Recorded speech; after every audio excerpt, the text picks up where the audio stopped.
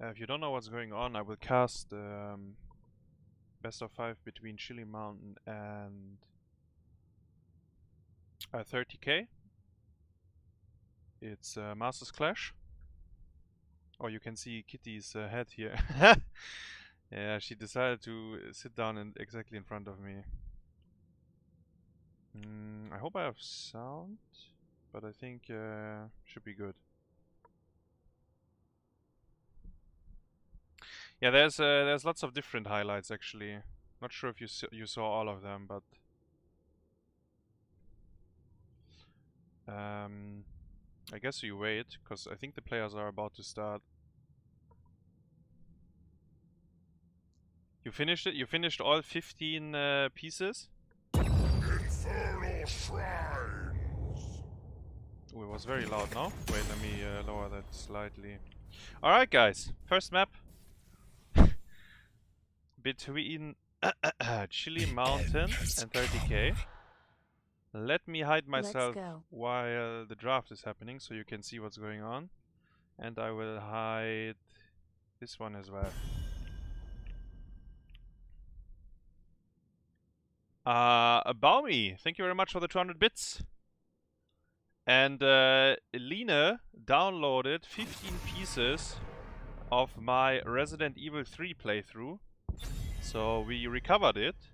Shout out to Senton for providing these. Which means we can probably, I mean, actually we will get it onto YouTube as well. Either way, let's focus on this one. So Infernal Shrines first map, it's a best of 5, 30k versus Chillymountain.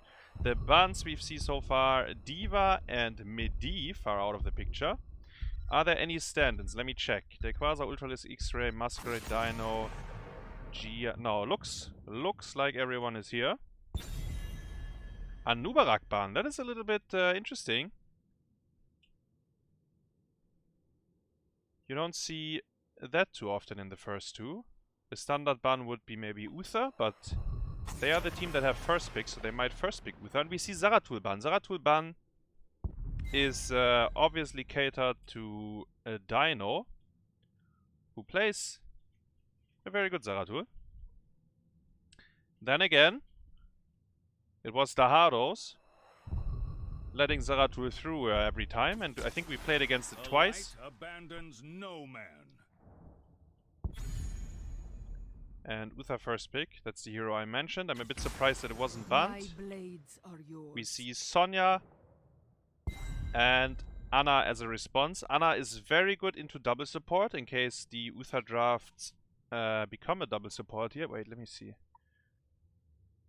Okay. Alright. And Sonya very strong on shrines. Diva was banned, right? So it's a prime offlaner. So is Leoric though, and so is Hogger actually.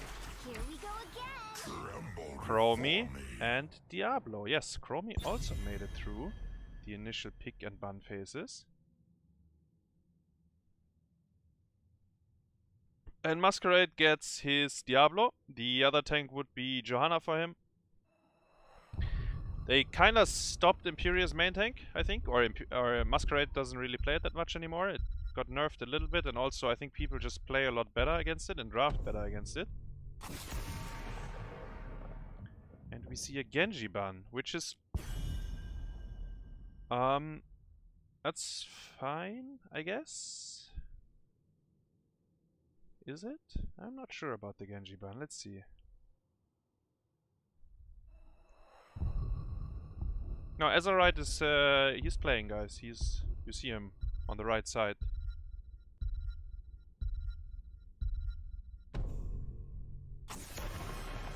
Tychus ban. Tychus would be good against Diablo.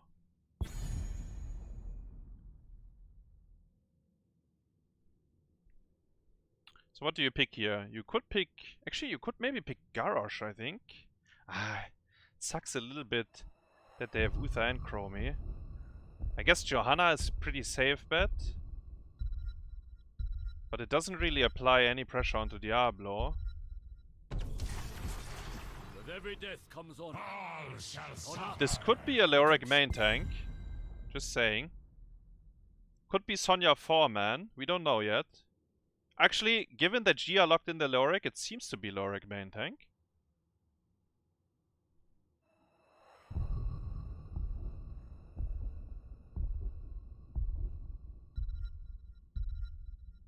Ah, you're getting confused because, yeah, I know what you...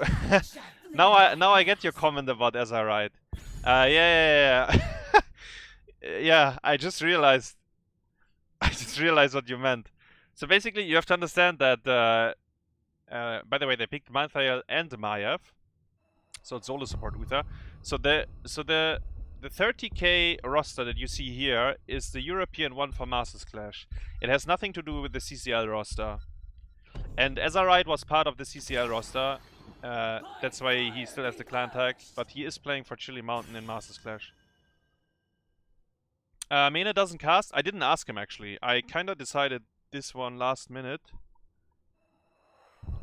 I decided to cast this one last minute. I wasn't even sure if I'm allowed to, but apparently they have similar rules as CCL.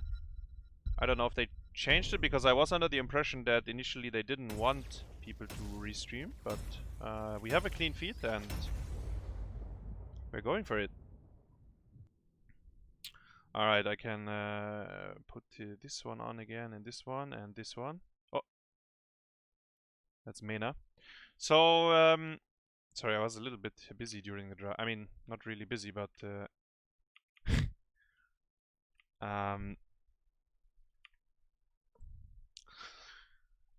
30k's draft. Wait, sorry, let me remove so you can see the chromie down there. 30k's draft is very annoying to deal with, I would say.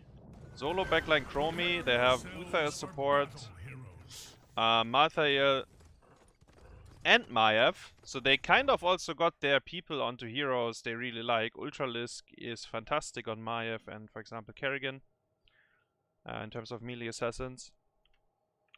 And there's a Lorik main tank, which honestly has an easy time to suck Diablo. Like that's not a problem, but I think he's gonna get farmed.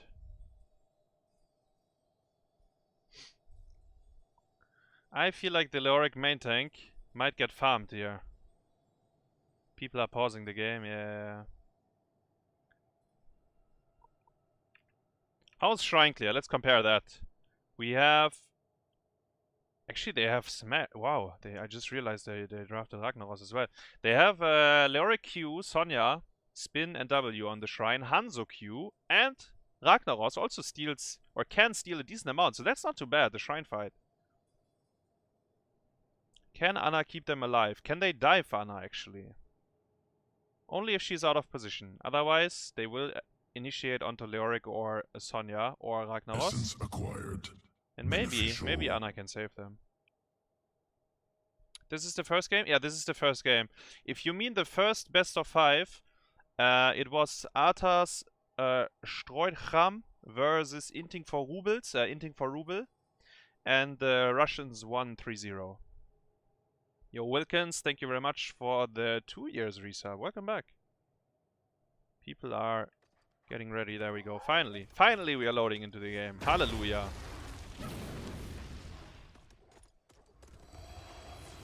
So, Chillymountain for sure a little bit more on the experimental side in terms of picks. Lorik main tank, Ragnaros 4-man. These kind of things is usually what you see from the Hardos, and then the Hardos lose 4 levels down or win 4 levels up. And in terms of like Uther solo support, because I know people are worried about it, I think it's fine. Given that Anna was picked so early, it's kind of hard to pick a second support, because Anna has 100% healing reduction in her basic abilities, which makes it very unpleasant to pick a second support. 30k is trying to gank the top laner, but you see Sonya already walked onto the lane. Azyrite! It's gonna get pulled, stunned by Uther. Diablo doesn't go in. So Hanzo lives here.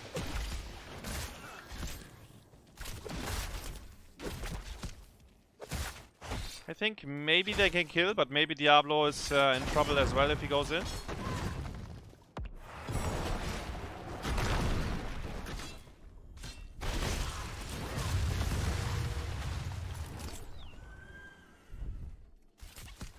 Chromie with armor reduction on level 4.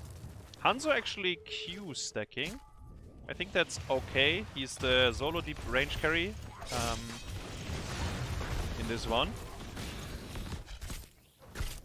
Nice fast memento for Maya, which means she can very, very easily do camps every time it's up.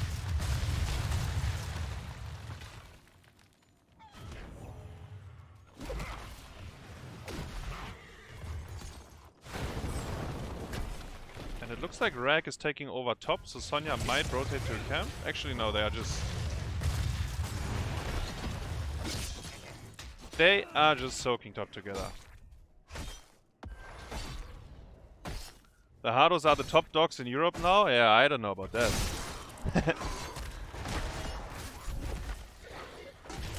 So, guys, is Gia gonna go full suck build like Chris?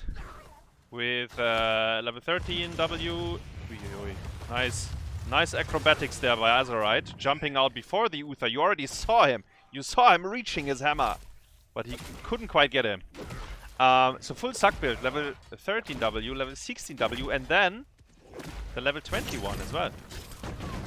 Is that what we will see here? Or is it maybe auto tech build? Or maybe even E build, honestly. They are very melee.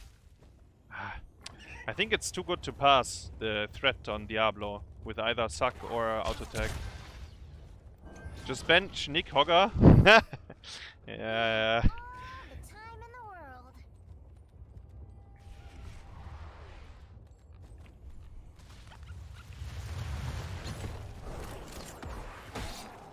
Trying to sleep that Daykwaza here. He walks out. Sleep that mist.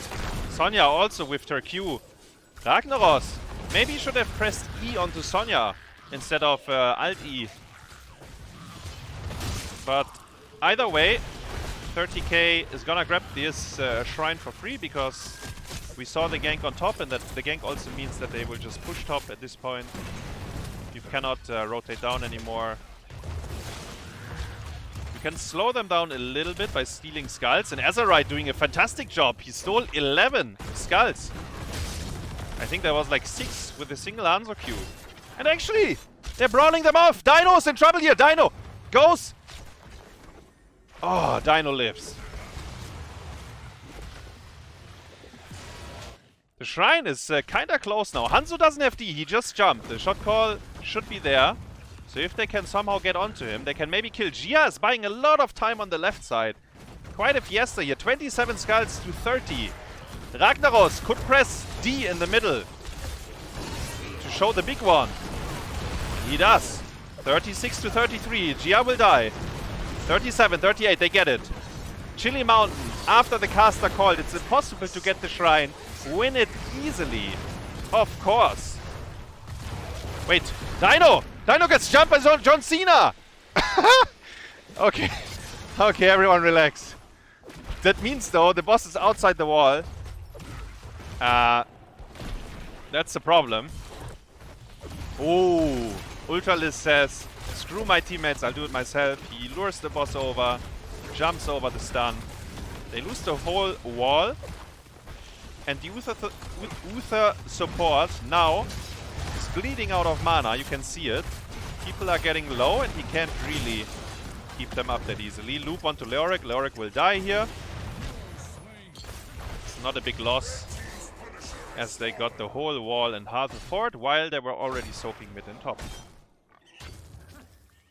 There's gonna be D-Shield on level 10 onto either Maiev or Malthael.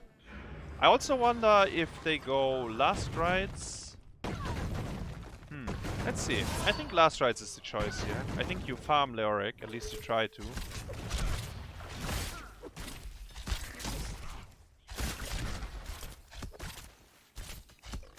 The easy camp should be free here. Indeed it is. Chillymountain needs level 10, even though they won the first objective. They are slightly lacking in experience. those 2 of the kills. Diablo actually takes a big hit here after face checking the bush. Loop onto Hanzo, but I feel like this one was a little bit too optimistic.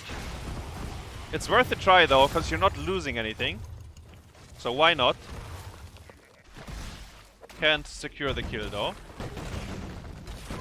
Maybe if the communication was slightly better and everyone was already running forward while Chromie was looking for the opportunity, then maybe they get the kill, but a little bit risky because Diablo was shitting his pants after he met the guys in the bush.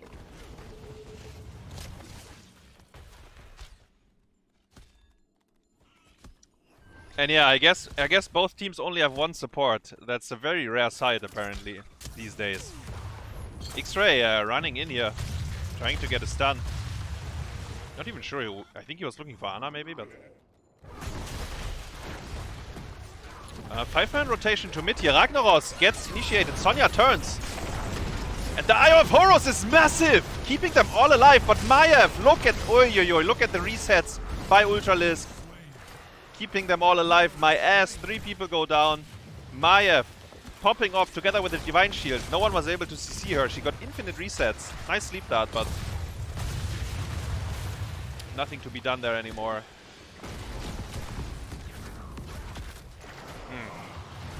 And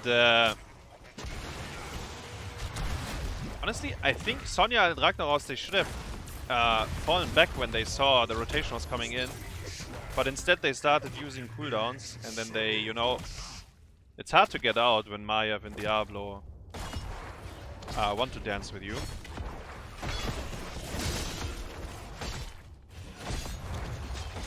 I mean, the Eye of Horus line was fantastic, right? But I think that was all they got in that fight. Triple support Maiev main tank. Yeah. And we saw Inting for Ruby drafting a lot of double support as well.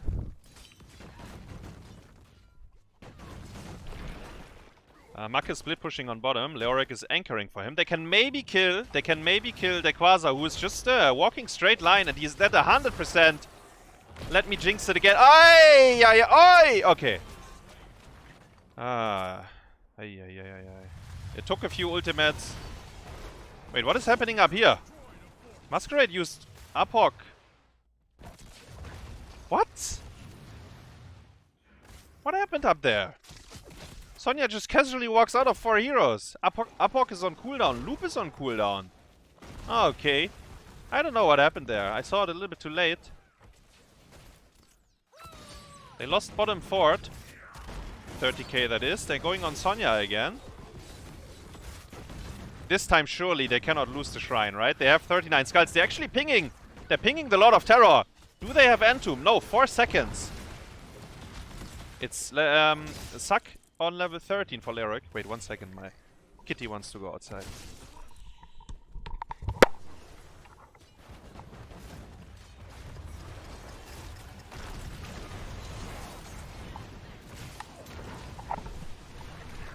Hi, missing all the action. Ragnaros died. But Gia is manning up. Nice arrow. Actually, nice dodge by Ultralisk as well. They get a kill from the arrow, though. Ultralisk is low. Eye of Horus is trying to snipe him down, while the clean feed is hopefully calming down and not lagging too much. Losing Ragnaros there is a bit of a problem, because he's pretty good at defending the Punisher, but then again, was kind of a onslaught. Sleep dart onto Ultralisk, barely misses. Gia's giving the vision. Berghult trying to get in there. Entomb! Mascarade trading his souls for his boy Ultralisk. That is a not a good trade at all. I think you always let you always let your teammate die there as Diablo. I don't think you try to peel when Leoric is about to respawn. Giving 100 souls. Giving 100 souls for Ultralisk to walk out. Well, you gotta get them back at some point. Makke used his Rag D on top to clear up the Punisher. They lost the fort regardless, though.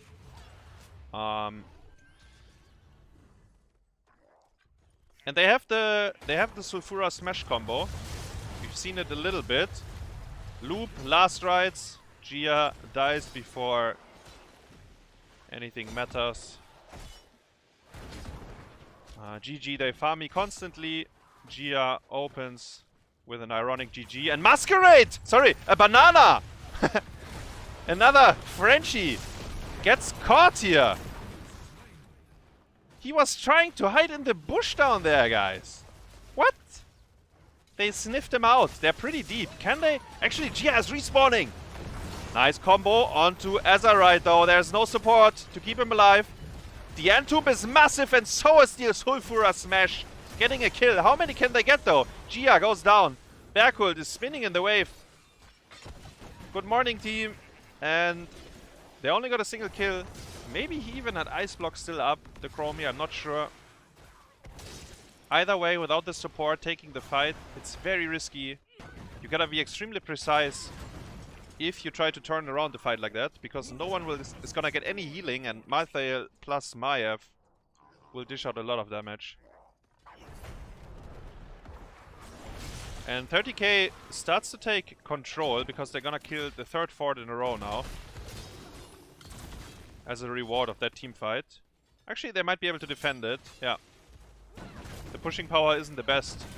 In fact, actually, Chromie is the only hero that can really siege, and she died.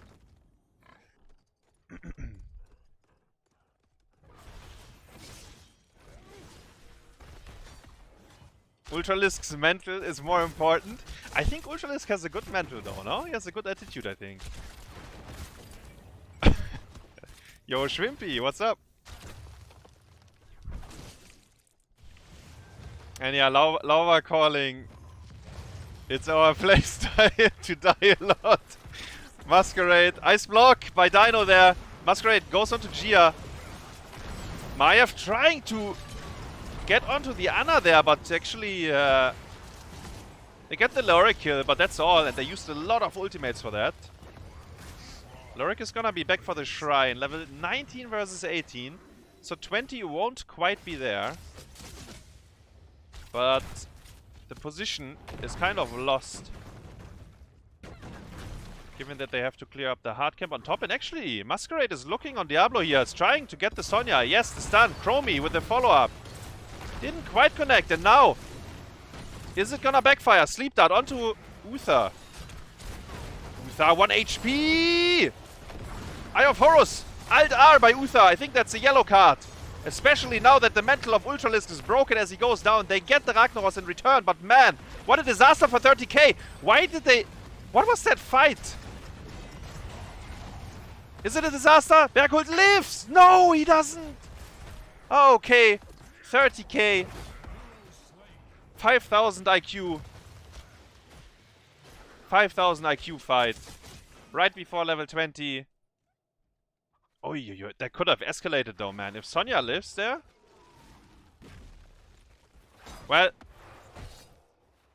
Hanzo is last man standing down here. Diablo doesn't even activate the Shrine yet, because no one can help him to get it. And Hanzo might actually steal quite a bit.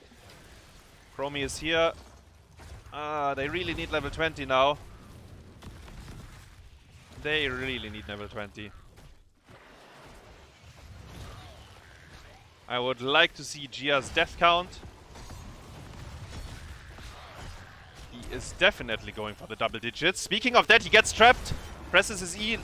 But the last strides, Gia goes down again. GG, they farm me constantly. Hinting on cooldown. But that's what I said when I saw the draft. I feel like Lorik is gonna get farmed without too much counterplay, actually. Then again, I mean, this one was obviously an int, right? You don't respawn in the bush there and hope you 1v9 them. It won't matter too much, because you know what? Lorik is back again, and they do get level 20, and they have Ragnaros D to defend the keep. Can they defend the keep, though? They have a full wall. They still... Wait, level 20 is... actually, this minion wave is gonna give them 20. I promise you, Twitch chat, this minion wave is gonna give them 20. Gia pulls the boss, gets stunned, but no follow-up. Level 20 Entomb, so he's not gonna go full suck build. Ultralisk uses D! Can they Entomb him? No! They... What? Okay. They didn't want to go for him. They are just defending the boss. They're scared of losing the game, which is in concern. Now, the Entomb onto Chromie, but it was very far away from his team. Chromie turns it around, presses loop. Last rides. Lyric goes down again. The boss will die. Can they end though? Anna's in the... Oh, she gets comboed by the Apoc as well. Beautiful play. Arrow connects with Daykwaza, who lives again. Sonya has Warrior Shield still up. Mascarade is behind the core already. The keep is still alive, guys. Let me quote Sven for you. I'm just gonna go core here, guys. Oh shit, the keep is still alive. They found it. They killed the keep. Gia is respawning again. Is he respawning to feed again, though? I feel like they can't end here. They have, once again, they have no siege damage. Chromie is the only one. Malthael is in fact healing the core. Uther and Diablo. Oh no, Azyrite. Oh no. Entomb! Oh, what? I mean, okay. Yeah, let them end, let them end. They can have it. They can have it. I mean... I'm still not sure if they can end, by the way, because once again they have very bad siege. Sonya tanks 5 heroes here with a Warrior Shield on 20. Eye of Horus trying to keep her alive. She finally goes down as well. And this is a bloodbath. 22 deaths already, or kills. I really want to see who is going for the double digits here. Uther does have the respawn. He goes down, takes one for the team. You know what else goes down? The core. After 3 minutes of sieging the core, they finally get it. Boom. Oh, ay. That was quite the game. Quite the game. I feel like Chillymountain, they didn't really want to win anymore at some point. 11. Ooh. 11 deaths. Oh. I think the draft, I feel like the draft is really hard for him. But he maybe it was a little bit too much here. Maybe he I really feel like the Lyric main tank, it was a rough draft for him. And yeah, actually, I think Malthael was a huge issue for them. I forgot what they third banned because I was kinda AFK, but yeah. Well, that can happen. It's just a scrim game, guys. It's okay. We forget this map. We just go for the next one. It was a sloppy game. 30k. Yeah, actually just going for it and taking it. They never backed down. They even took this fight on top where I thought there was no reason to do it, but you know, it barely went into their favor in almost all these fights actually when it was close, and therefore just snowballing from start to finish. The only shrine they lost was the bot one, right? I think it was the very first one. But after that, looked pretty good. Lyric actually donating half of the kills. Yeah, I mean Gia was hard sprinting this one. Yeah. And Brexit. Oh, okay. I think that's Xray's fault. I think Xrayy picks the map here. He is guilty.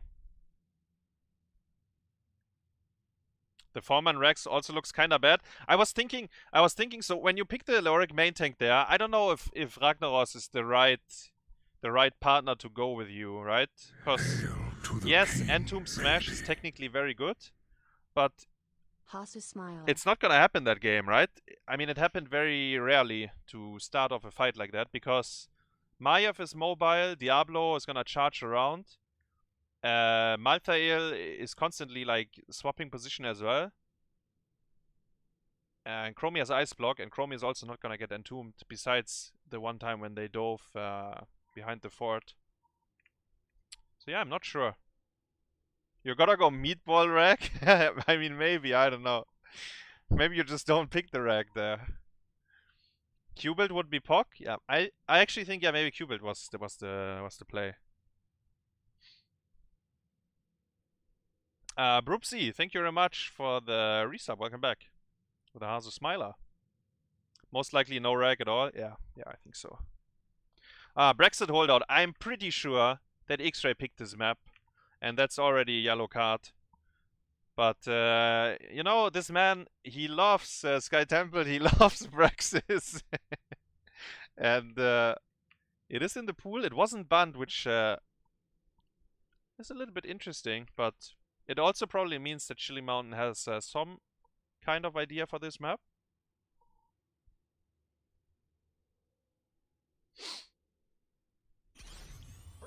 Ultralisk with a small K. Yeah, he said it's payback for them fucking up his name as well. Okay guys, see you in a second. I'll make myself disappear so you can see the draft. Brexit holdout. Let's see. Actually, in terms of picks and bans, Genji is a fantastic hero on this map. Rexa, Chromie, Junkrat, in terms of holding their lanes. Anubarak is a prime tank.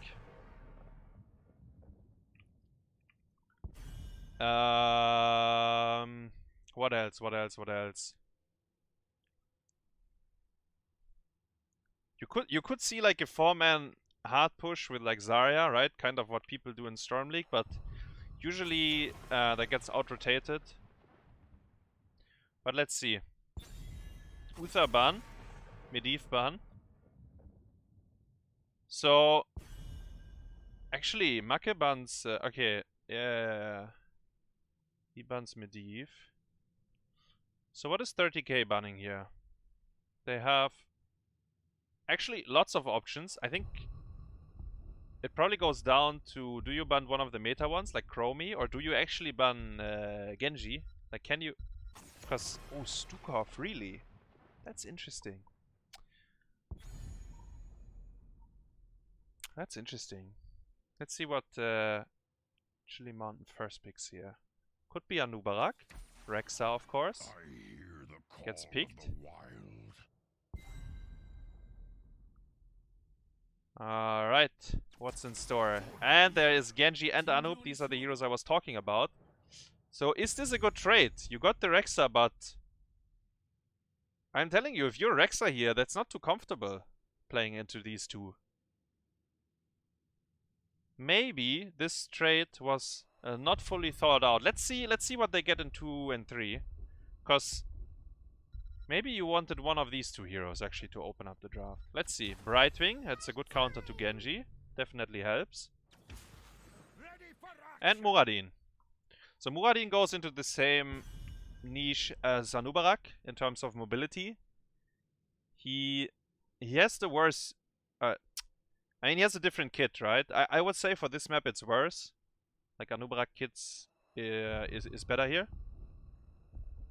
He has 2 stuns, he has beetles to push, he has cocoon if people start to rotate around. And Muradin basically excels. I mean, he can go Haymaker, but I'm pretty sure we're gonna see Avatar. Because he can be a target as well. Chromie is still open. Yeah, Monk got banned actually. Lucio is in. Chromie is in. You can pick Chromie as the... You could pick Chromie anchor on one side and get an offlaner for the other side. If that's what they want to do. They get Phoenix and Lucio. It's very rare to see Xrayy on Lucio, right? I don't think he likes the hero too much.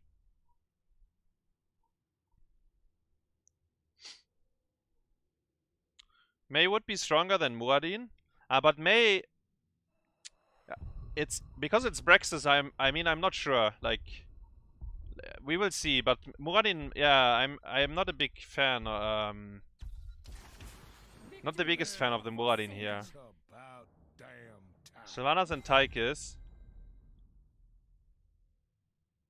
So Daykwaza can choose his offlane matchup unless he picks something for the 4-man and they have Phoenix laning against Rexa. Hasu Smiler. Another Hasu Smiler. Asha with a resub, thank you very much. And it's Sonya last pick. It's a Sonya last pick. Anubara, Genji, Lucio, Phoenix, Sonya. All of these heroes can brawl very well. And I've said this many times, right, on Brexus. If you ever get a kill in the mid game, around level 10 plus minus a bit, like the Genji pick makes it. The Genji pick is insane for that because you can kind of get the boss and both beacons probably because the mobility is unmatched and you know, taking the boss with fucking deflect. It's insane. So I'm a bit worried. Chillymountain, if they get a Zerg wave, they have the Sylvanas to enhance the push. They have a Odin. I think I like the 30k draft a bit more. There is things though they can fuck up for sure. Like they can mess things up. But I kinda like what they got. Hello. I kinda like the deal they got.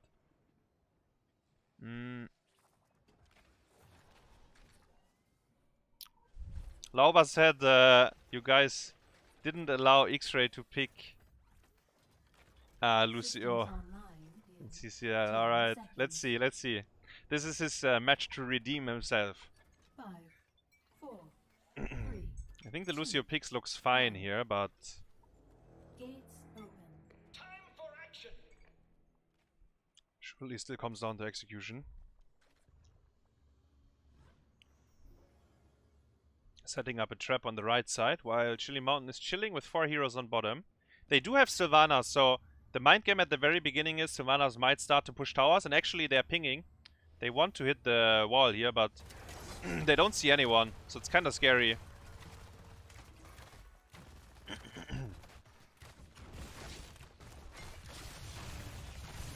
Muradin takes a little bit of damage. He actually has the block on jump.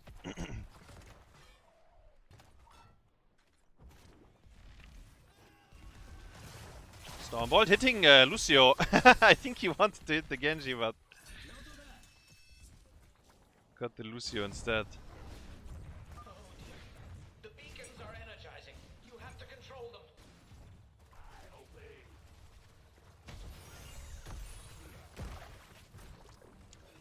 And now you see the difference between your typical Storm League game, guys. At 1 minute, people start to disappear here and take the easy camps. You saw that 30k was a little bit quicker. They got the Hellbats already, but Azyrite is working on it as well. In Storm League, people would just keep running 4v4 into each other.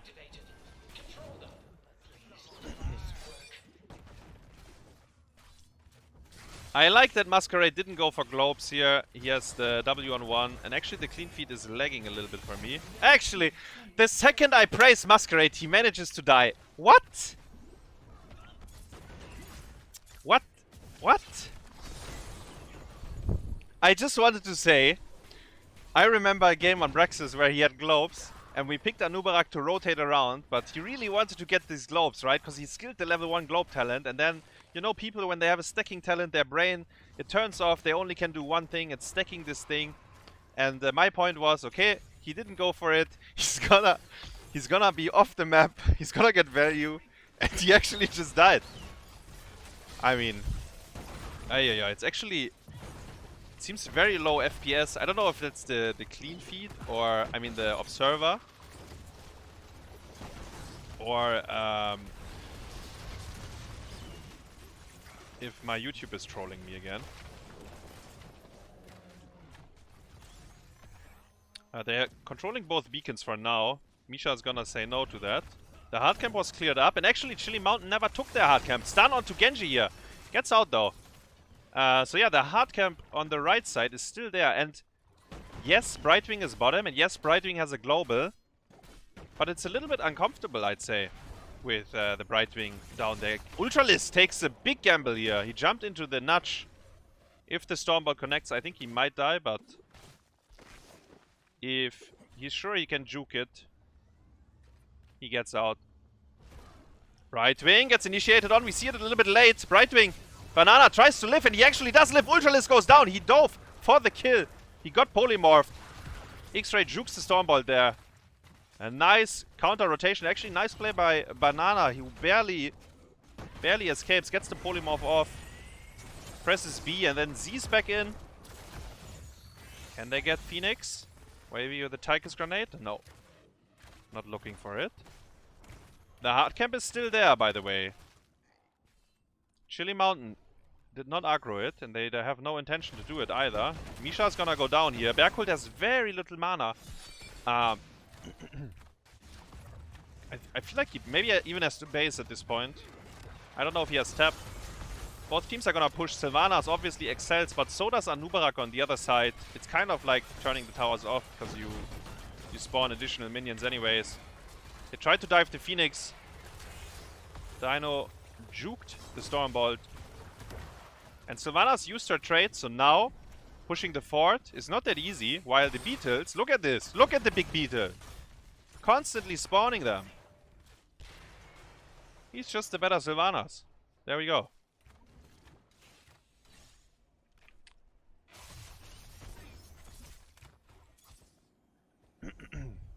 Game is slowly stabilizing around level 7. Phoenix is in. Makke takes a little bit of damage, but Brightwing was nearby. Brightwing could have used his Z as well in order to actually save him. GR reclaims, and now you see the Genji mobility. He's already top lane while he was on bottom before, right? He just jumped over both ledges. Didn't lead to a kill here. Gia actually with a nice positioning here. They get onto Mascarade. Can they kill him though? He takes a lot of damage, but he gets out. And now this might be a death trap. No. They all get out. They all get out. Dynouh is thinking about looking for more here. Nice deflect onto the boss. Actually, Ultralisk still took damage on the way out. Maybe with the Misha stun, they can go for Sonya. Hello?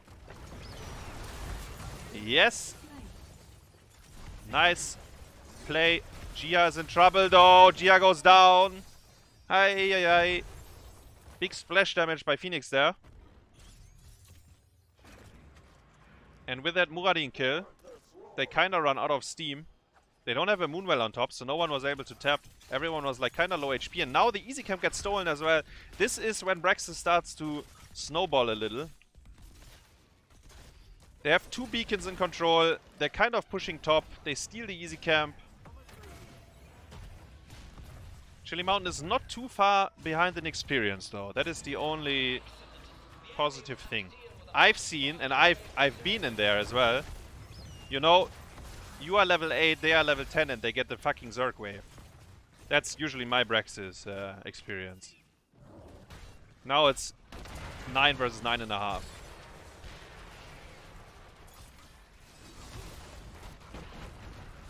Tychus takes a very aggressive rotation there. I think Anub'arak had maybe no spells. Genji was pinging it. Muradin jumps in. I don't know about that. The Zerg wave has to be respected, but Anub'arak takes a lot of damage and goes down again. What? They just kill him. I don't... Okay.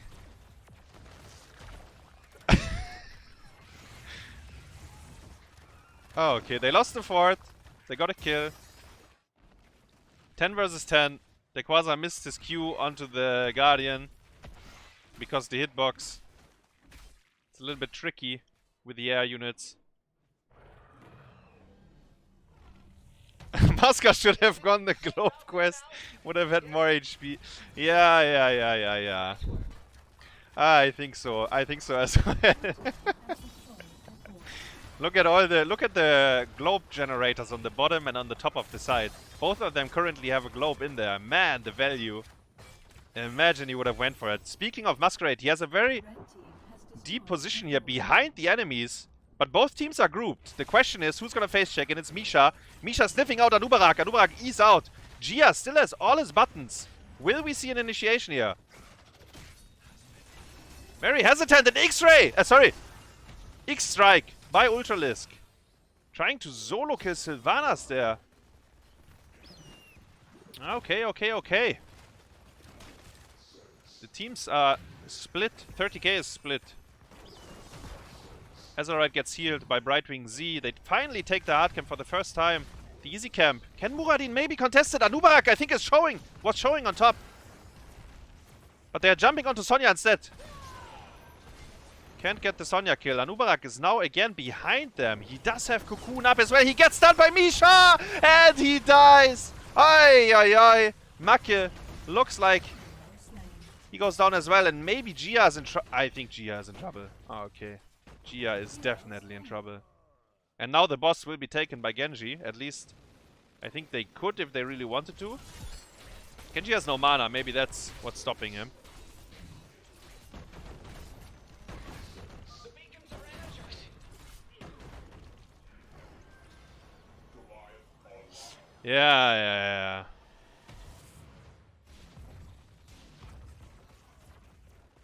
He didn't even get his cocoon off, by the way. He should have cocooned Misha. Honestly, he should have cocooned Misha. If that's how you die.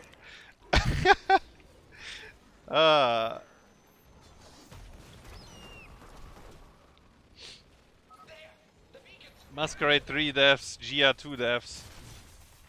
Shingun is ready. I mean, on level 13 it will be ready. Genji just finished his level 4 quest.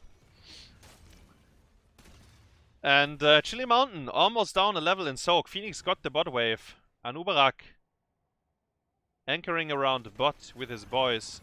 No one is capping the altar here. They were trying to lure them in. I think they're still trying to lure them in. Look at Chillymountain's movement, but the thing is that on bot lane, yeah, there's a pretty big wave. They have to react to it. Oh no, it's Misha again. Okay. Oh no, it's Misha. Oh, okay. Misha finding Anubarak in a bush seems to be, yeah, you better run away. Sonya is claiming top. Sonya gets... Actually, Genji is claiming top. Sonya is gonna soak again. They kind of pushed out the bot wave. They will get 13 as well.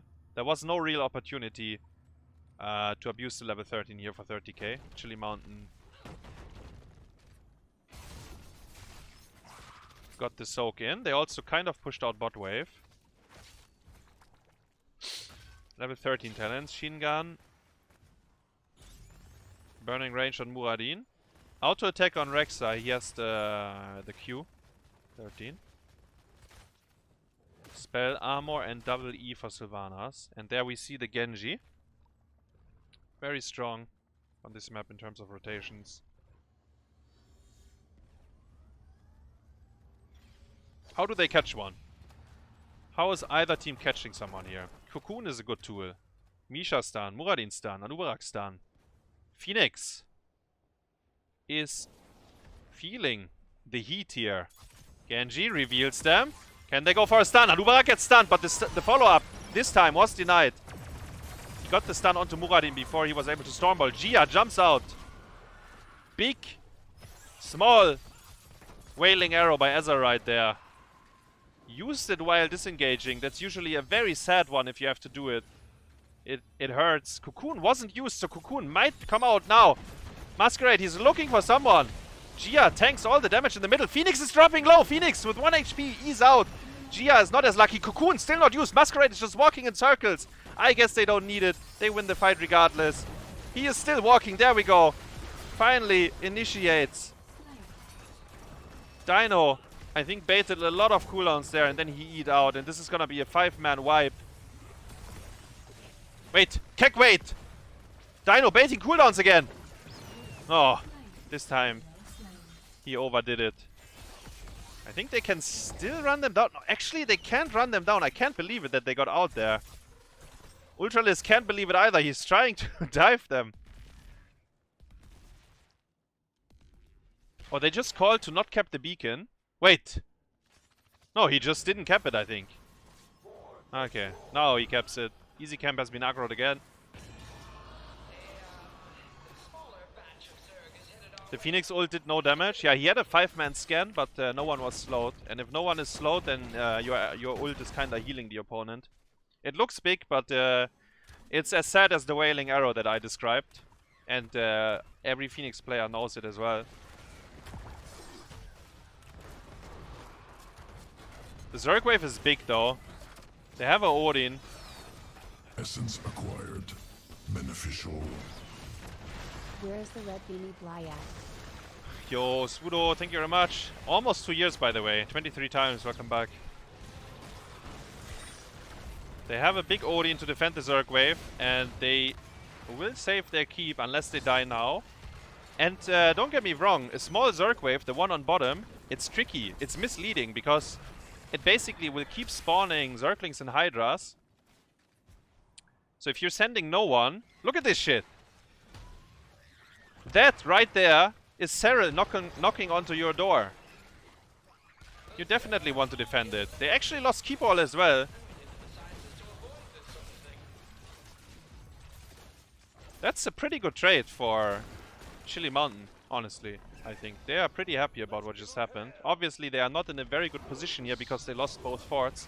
So the top lane is under pressure, but could have escalated a lot more.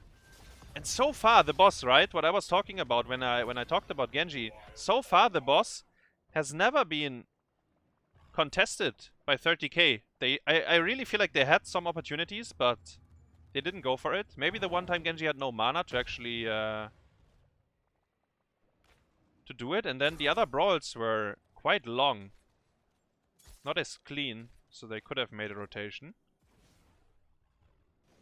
The game totally slows down now because both teams are walking as 5. Sonya and Genji are the only ones trying to sniff out their counterpart. Genji was checking boss. Sonya is checking boss, and now they are aggroing the boss actually. What? Now when it's 5... okay guys, calm down. To be fair though, if Genji smurfs the deflect, you can't contest the boss either, but Mascarade gets stunned, and Mascarade goes down. Sound barrier was too late. X-Strike is big, Ice Block is big as well. Bananah gets hit by the salvo. I think he might be dead. No, he lives with 1 HP. And actually Chillymountain is bringing this game back. Bananah goes in. He's down to 1. He's almost dying to the Sonya W. Gia, maybe not as lucky. Gets the stun onto Xrayy. Ah, the Lucio goes down. Bananah, look at him, look at him. Timeout. Almost living because of it. Do we have a grenade? Makke, come on. Oh, he had the grenade. Couldn't find the kill. And Azyrite. Azyrite smurfing. Smurfing onto Daykwaza. Makke then returns the favor. He had spell shield up. He knew he couldn't die to the Genji. 75 spell armor. It's big. It's massive. It's unheard of. But Makke knows sometimes it's better to skill this one, so you're not running it. And actually, pretty insane team fight.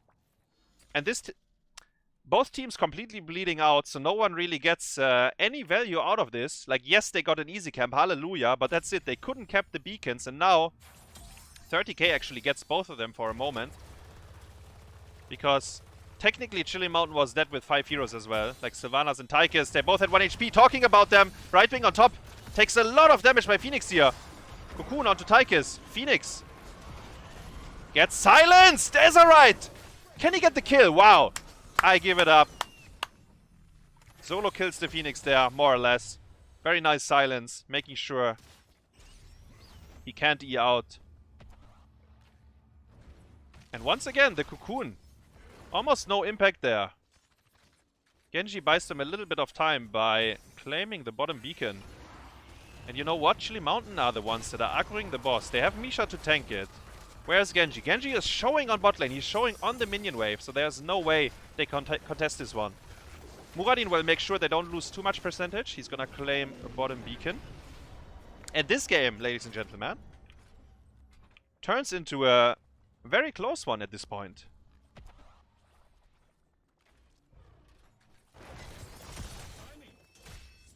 Level 20 coming up for both teams. There's a boss. Genji is gonna cockblock bottom beacon once again. I think Muradin should have stayed, but they were also looking to dive top, I think. You can't really hunt him down. Can you? Can you hunt him down? Maybe! Oi, oi, oi, it's so close! And he dies in his E animation! You can hunt him down. Polymorph. By Brightwing. Keep in mind, this is not the polymorph that reduces the armor. He has level 16 ice block. I mean, the very small version of it. Otherwise, getting caught like that, he would have just disappeared. Level 20 for Chillymountain. Level 20 Odin. Muradin with Rewind. Invisible Friends by Brightwing. Level 20 Boars. Level 20 Boars, an absolute playmaking ability now for Rexa. It's fantastic against these heroes as well. They all just die. I guess Sonya is the only one that's not gonna die. And I probably jinx it. The moment they use the Boars, they will all die, but I think it's a fantastic tool here. Brightwing is trying to deal with the Zerg wave on bottom. Do they have Odin? Yes. Makke should use it, I think. The siege here, potentially very strong. Makke is spinning in circles. Now he uses his Odin. There we go. Brightwing still cleaning up on bottom. The shot call here. Can you core? So if Brightwing is here, can you core? If the answer is yes, then you should have joined already. You do have the Hellbats as well. Keep in mind, these Hellbats, they reduce the armor on the core. Sound Barrier was used. Genji goes in. Anubara gets stunned 1, 2, 3 times. He lives. Wait. He has Warrior Shield actually, and he still dies. Ay, ay, ay. Anubara goes down. Brightwing finally joined the party as well, and they're gonna kill the core here.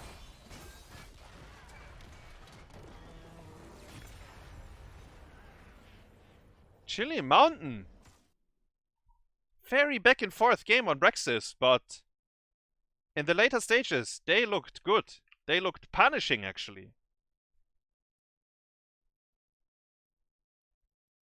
No more Lucio this series, I think. I mean, was it only Lucio? I'm not sure, but you know, I feel like actually I think Azyrite performed very well throughout the whole game. They had some fantastic pickoffs on Anubarak with Misha stuns. I think that cost them a lot of momentum. 30k. And the Genji pick, actually the Genji pick, I praised it and I was ready to see Ultralisk popping off, but actually the Genji pick almost had no impact, yeah? He didn't really, like, yes, he rotated very quick and he was annoying on the B-Kings, but in terms of team fighting power, in terms of stealing the boss or contesting the boss, he was useless. More or less. I mean, I think the last sound barrier, I think the shot call was we just go in, right? I think that's how it looked to me. Like, he sound barriered and I think he wanted everyone to go in. But yeah. Besides that, I think the Phoenix pick, yeah, maybe I think the backline didn't really work out as they planned, I think. The Genji Phoenix. And Azyrite really smurfing it on Sylvanas. But yeah. The series is tight.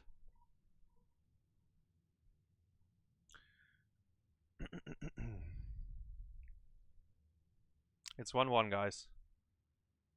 Cower before your king. Saving Mascarade is hard. Yeah. The series has a finger. Yo, what's up, Arethiel? Thank you very much for the resub. 16 times.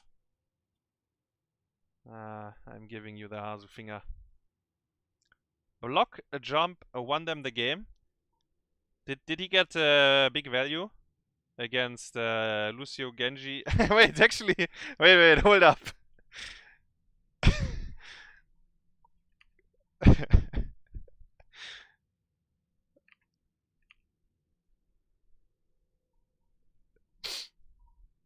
Is Shrimpy still coaching? I mean, have a wild guess why he's watching right now. He's ready to see his boys prevail. Oh, honestly, I don't know.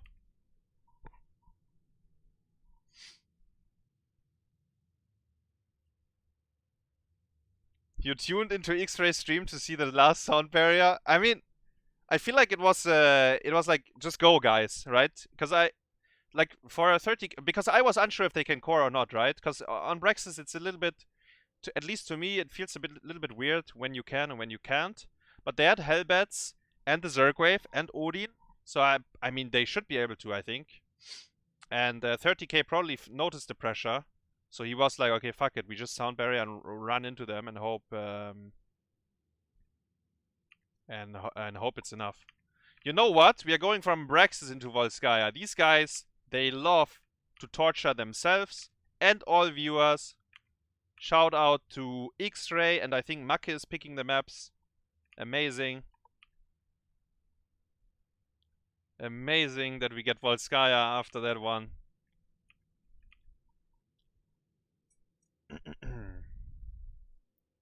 Makke has the worst taste in maps. Confirmed by Shrimpy. There you go. I think Xrayy is pretty bad as well, actually, when it comes to that, so...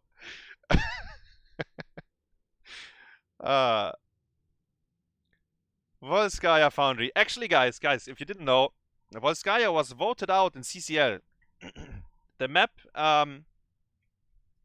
so there was a vote by the players, and I think Volskaya didn't make the cut by a single vote.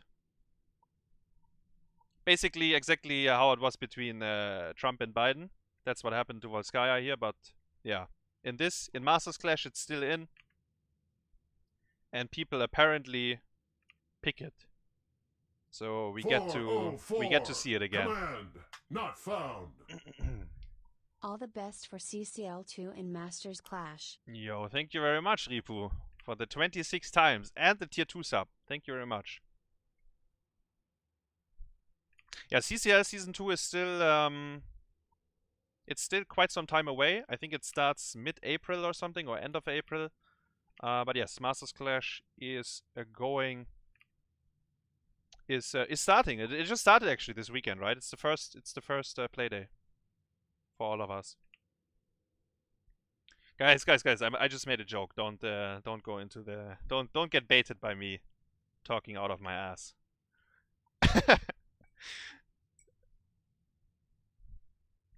Has any tournament game ever been played on Garden? Yes, there is.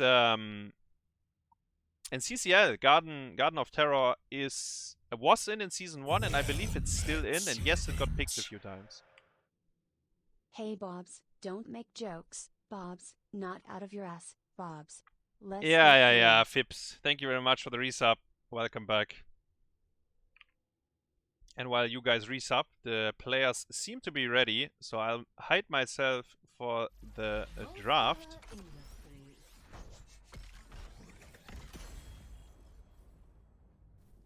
Volskaya. Our favorite Overwatch map. Well met, servant. Yo, Just Dance, thank you very much for the Prime sub. And yes, guys, get your snacks. Get your Coke, get your beer. I don't know what you need, but we are in for a 35-minute game. Maybe the teams can unlock the hidden talent on level 30. Everyone can fly. Everyone gets epic mount. If you have no idea what that is, that's a level 20 Falstar talent.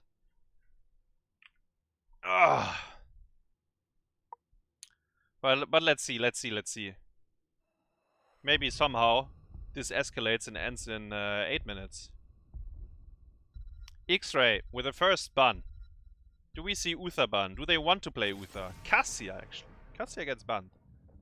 Okay. As first pick, you have a little bit of freedom with one of your bans. Medivh gets a banned in return by Makke. Xrayy wants to play Lucio again? Oh, I'm sure he wants to, but I think we are gonna see some Anna or Deckard or Stukov. The second ban is Varian, actually. I guess Benny really put fear into people's heart in terms of the Varian picks. Uther gets banned. That's pretty standard bans from the second big position. That means Chromie is in. Chromie gets picked. You kinda have to pick your poison. Do you leave Medivh through? Do you leave Uther through? Do you leave Chromie through? Do you leave Uther through? Or do you maybe... And now that would be like 500 IQ. Can you get a good deal out of this, right? So let's say you leave a few heroes untouched. They pick one and you pick the other two in your first rotation. Is this ever a good deal? I don't know. Stukov and D.Va.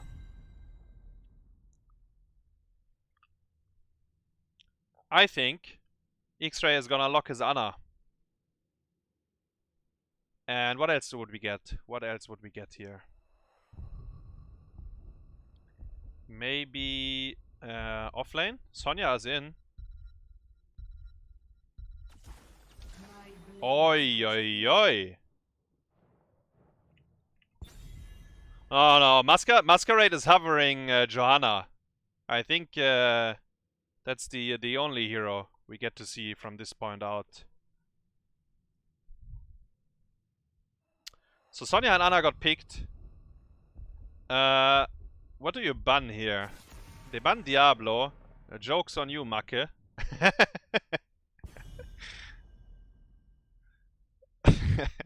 I guess Twitchet was right. Yeah, Twitchet was right. Mascarade wanted his Diablo. So 30k's third ban can be anything, and it is actually Anub'arak. It's a hero that can dive Anna or Chromie or both. Can make things annoying, but once again, Anub'arak is also very squishy. We've just seen it last game. Tychus is in. So is Zeratul and Muad'Din, says Chillymountain, and locks these two. I feel like is the Zeratul pick to deny Dynouh? No, right? Because Dynouh has to play the Chromie. I think Ultralisk is not playing it. So, I mean, Azyrite actually, I think it's very good on Zeratul as well. So definitely fits. And this map, if there's any map in the pool that you can guarantee goes to level 20, you lock in Volskaya, and Zeratul is actually... I mean, people forgot how to play Zeratul, so they all go Might of the Nerazim. But there is still a second ultimate, Void Prism. And I think Zeratul could be more flexible than people kind of do it. But yeah, somehow everyone forgot that ultimate exists. so we're not gonna see it. And Ultralisk once again on his Maiev. I said it earlier. He's very comfortable on Maiev. I feel like maybe that was a better ban than Diablo. But Mascarade on Mei, actually, I heard good things about that. So I'm ready. I'm ready to see some big Mei plays here. Ice Wall, obviously a fantastic tool for a main tank. Keep that in mind.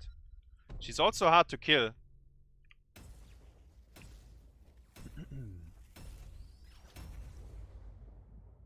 Makke on Sylvanas. Last game it was Azyrite on Sylvanas. Keep that in mind. It's a different player now. Azyrite has to play the Zeratul here. Potentially nano-boosted Chromie or nano-boosted Maiev. Or nano-boosted Sonya, actually. All of them very good targets. We might see Eye of Horrors, though. Up to debate, I think, for Xrayy to make a decision here. And here I am again. So it's 1-1. First map, I feel like Chillymountain, they lost all hope. Especially Gia, I think he was absolutely done. Maybe he didn't like the draft, maybe he didn't like his pick, maybe it was both. Also, I really feel like they could have defended if they wanted to, but they just kept running it, so the core just died. The second map, though, they actually showed some real resilience. I think there were some spicy moments in that game that could have completely escalated, but they, you know, they pulled it back. They didn't allow to slip it out of their hands. They got some nice punishes. They punished Genji once, high impact kill. They got some Anubara kills that turned it around. And here we are, Volskaya.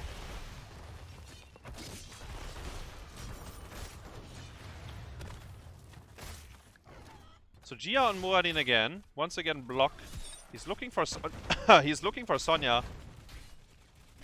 Makes the rotation now. Daykwaza's a little bit deep. Can he sidestep the Stormbolt? The answer is no. Gia hits it. Silence. Is he low blowing? No. He does have the level 1 spread on Stukov. Actually, with low blow, I think he was dead. But we will see if he is able to milk some value out of this one. The spores. Wait. Kek, wait! I said, Mei is hard to kill. Ah!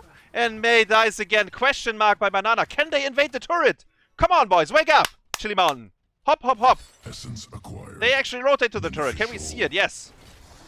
Clown dance, clown dance, clown dance, clown dance, clown dance. Bananah looks for the for the silence. Anna gets stunned, but they should play for the turret here.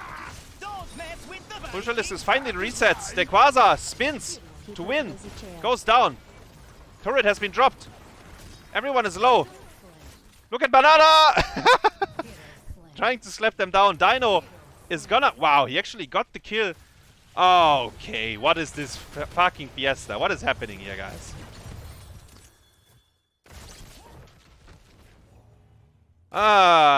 Okay. When you rotate to the turret there, you focus on the camp, because if you focus on kills, the death timer is so short and the rotation that the team is gonna come.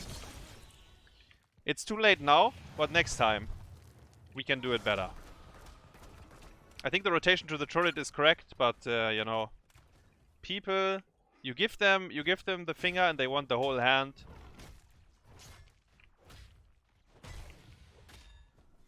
And they paid the price. If they're playing against weaker opponents, they actually get the turret and kill all of them. But 30k, they know how to press buttons as well. So while you got false security by killing Mei in mid, the others can still fight back when they are alive.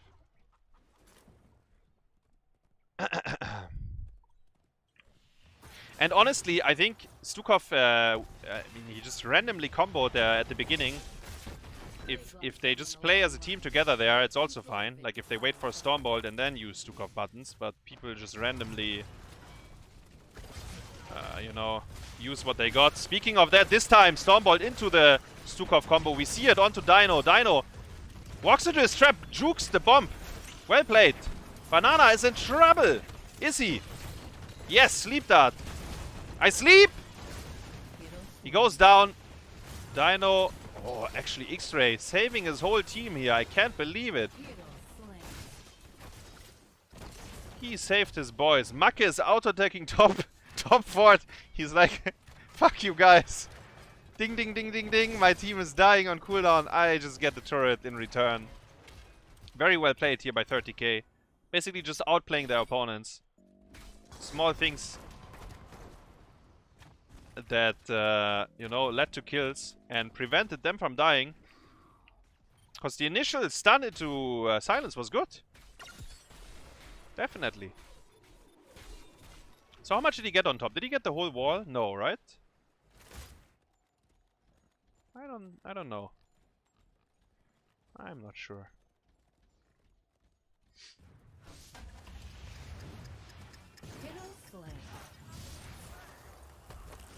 Well, that's the 1-for-1. We've been here before at the turret. Gia says not again. He jumps out. This time 30k already had the camp though. Berghult might be in trouble here. Do we have a sleep dart? Xrayy, I can hear you calling it. Oh! And he actually... The mech died the second he hit the sleep dart, so So he only the Stukov took the bullet there. Loop is back in 10 seconds. Level 9.5 versus 9. So in terms of experience, 30k is getting a very good deal here. They have 7 kills already. Chillymountain running it a little bit. This time 30k is gonna invade the turret camp, and it's the right play. They traded for a healing one on top. Berghult, I sleep! Oh, he hit the sleep dart. Look at Xrayy. Can they get the bomb off? Yes. Nice play though. The bomb doesn't blow up, so D.Va cannot rejoin her mech. Why didn't it blow up? Because Maiev has containment disc. Puts it on a hold. And baby D.Va stays outside. She was also looped on top of that to make her feel very miserable.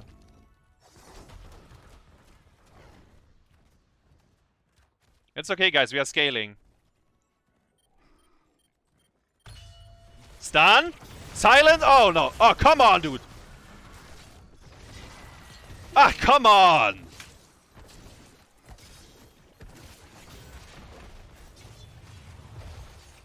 I mean, don't tell me Gia dies as well now. Okay, he gets out. Because Chromie was spamming the loop.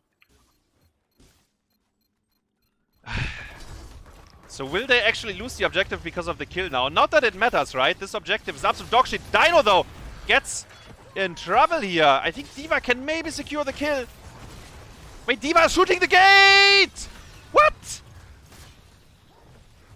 Oh, okay, I feel like they are all trolling here. Daykwaza might get stunned on bottom, though. The robot has its driver. Azyrite is in. He's doing it himself, just like last game. Bananah, okay. Get into the robot, bro! Ah, he got in.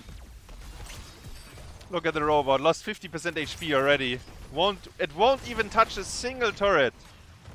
That's what I meant. It doesn't matter if they win or lose the objective, but I guess it saved Stukov here. Then again, it's probably the thing what puts Stukov at risk. Oh no, this map, guys. This map, guys. Okay, but honestly, no, what? Ah, Muradin got caught in mid. Gia. Avatar not used. I guess wasn't worth it.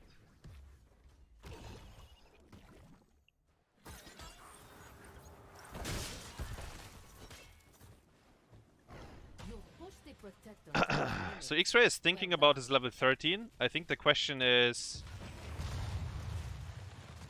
Makke getting out of this? Do we have Ice Wall? No. Makke uses his E. He gets farmed.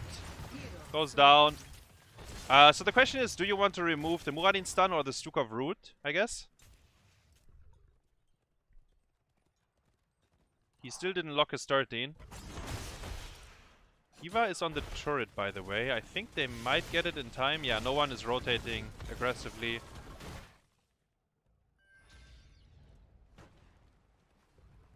Speaking of D.Va, she was rotating aggressively, but no punish, no pull. I think this is the root cleanse on Anna, yeah?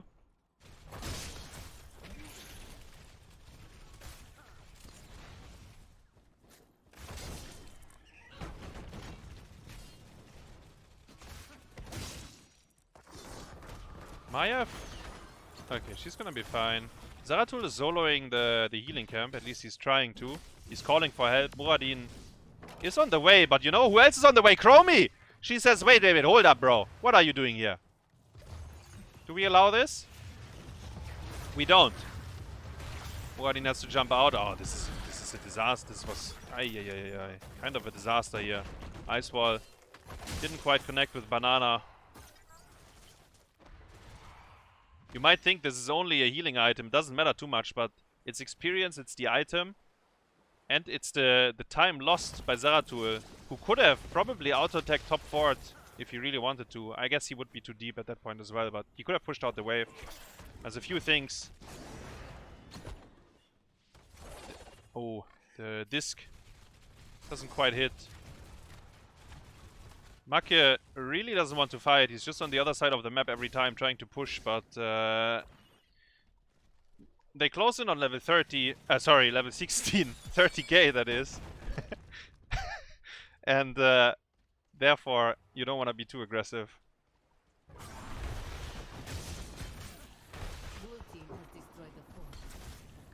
Zeratul is Maulwurf, because he has a 30k in his name.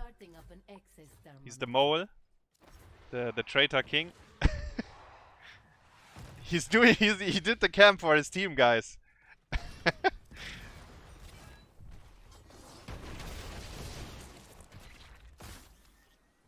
Alright. Alright, how many forts died? So there's one fort down. That's good for Volskaya, for the pace of Volskaya. Otherwise we are stuck here for another 20 minutes before the forts die. Muradin got out. The ice wall didn't connect with him. D.Va is pushing bottom. They just need level 16. The objective on top, honestly, sure, yes. Does it matter? Not too much. Wait, does it go on... it goes on cooldown, no? But I guess they... yeah, no 16. Can't punish. He did interrupt her ice skating, the E. Speaking of interrupting, Muradin gets comboed here. He's not the best target to go on, though. The D.Va bomb is in a fantastic position to zone everyone. Maiev deals a lot of damage. She's nano boosted. Can she go for more? Stukov, the ice wall. Azyrite just jumped into the backline. He uses his turret. He's trying to kill the Maiev. Yes, he does it. He gets looped, though. He's all okay. Oh, okay. Yeah, that is... Azyrite popping off again, showing Dynouh how you play Zeratul against Chromie. Killing Maiev and the Chromie herself. I think this fight was lost, though, the moment they went on Muradin. Everything that happened afterwards was just clean play by Chillymountain. I don't think that 30k can go on Muradin like this, unless he doesn't get his avatar off. Which I think is... maybe impossible?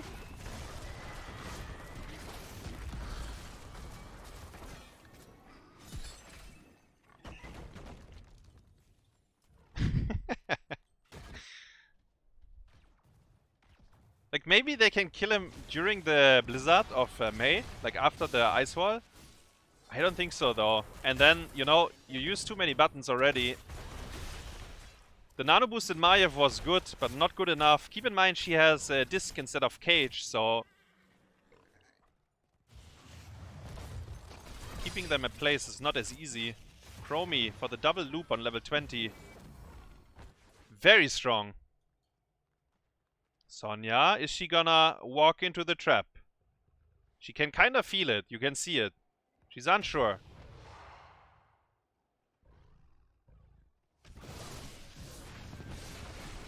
He doesn't respect it and he gets punished. Ah, but Anna is broken. Ancestral healing on level 16. Makke actually using his wailing arrow. That's a yellow card, I think. And by the way, Twitch chat, is there an objective on this map? Does anyone know? How, what is this map actually? Is this Aram? 3-lane brawl?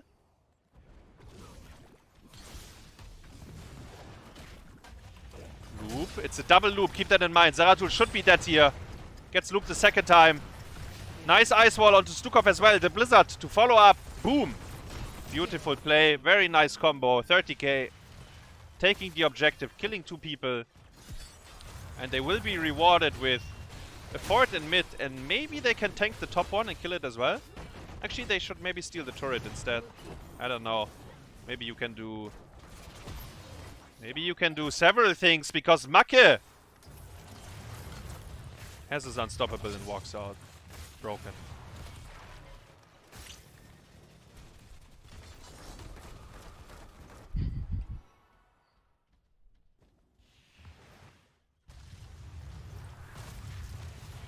Actually, the top part still had a wall. That's not so easy. And actually, because they tried to kill the Sylvanas, they also didn't get the turret. They get Muradin, though. Sleep Dart whiffs. He can jump. Ah! Actually, Chillymountain gets double turret out of this. I think that's a pretty good deal. They're not 20 anyways.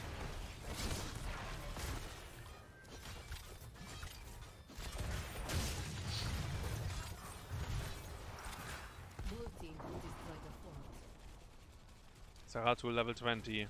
It's the infinite Vorpals, guys. Blink on Sylvanas. The massive Shoff. The extended Shoff. The Shoff reset on Stukov. Level 20 Nano Boost. Level 20 Ice Wall and the Warrior Shield on Sonya.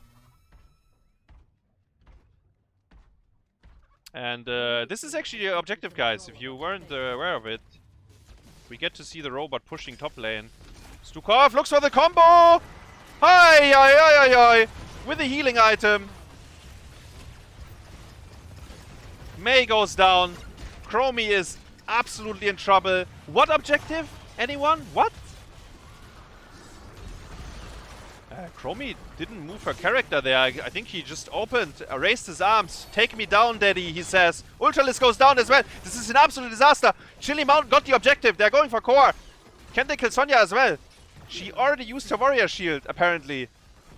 Oh my god, this fucking robot. It's all a bait. To be fair, though, Mei got completely caught in Africa. Didn't manage to press any button, neither the heal camp, nothing at all. Just died to Stukov combo into Muradin's stun. The robot fisting Makke. He takes it like a man, though. He's gonna go for core. They have 30 seconds. Xrayy, we need a 5-man sleep. It's time to leave the robot and sleep them all, baby. Boom! Hits the Diva. Goes down to Zeratul. And Chillymountain actually takes this map. They just win. Do we see a question mark by anyone? No. No question marks been dropped. And Chillymountain takes Volskaya, takes the lead in this best of 5. They donated the robot on top, and actually that's fine to do. And then they punish them ultra hard. Pick after pick, kill after kill. And then bottom keep was open. So they just went for the end. It all started with Mei being caught, Chromie trying to help him, I think. And then Chromie, obviously, I mean, it's Chromie. She got caught as well. And at that point, it was too late.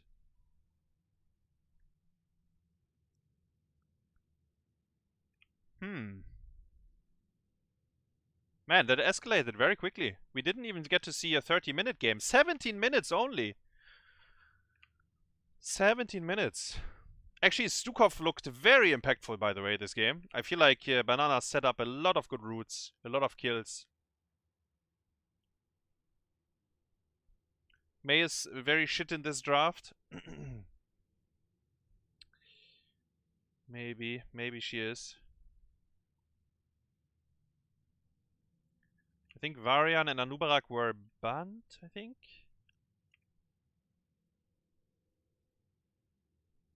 There's too much mobility for Mei to punish.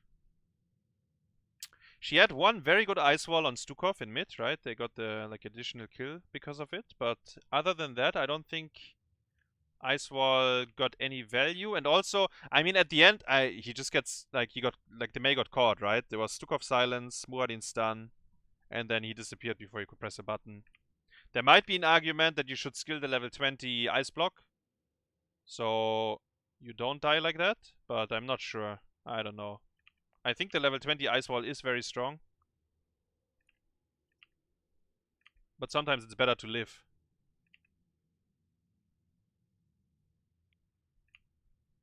Because he would not die there, right?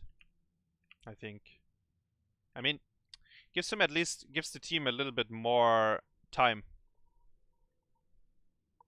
But yeah, it is what it is. You can't refund your talents. You make the choice and then you play with it. You deal with it. That's something you can think about before or after. but complaining doesn't really help, so... next map is Battlefield of Eternity. Picked by, I would assume, Chillymountain, because I'm pretty sure 30k is gonna choose first pick.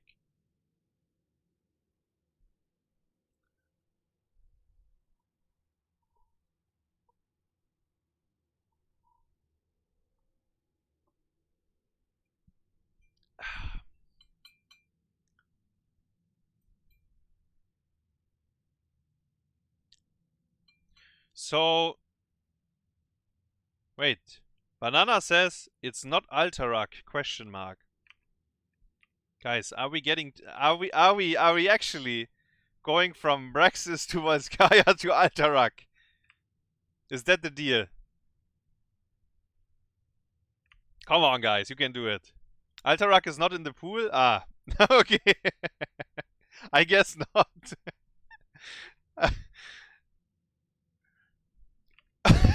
I guess not. Nice try by Bananah, though. I like it. I like it. He's testing the admins.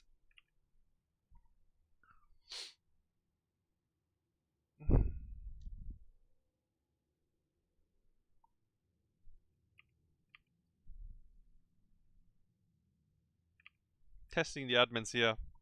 People are joining the lobby. Are all good.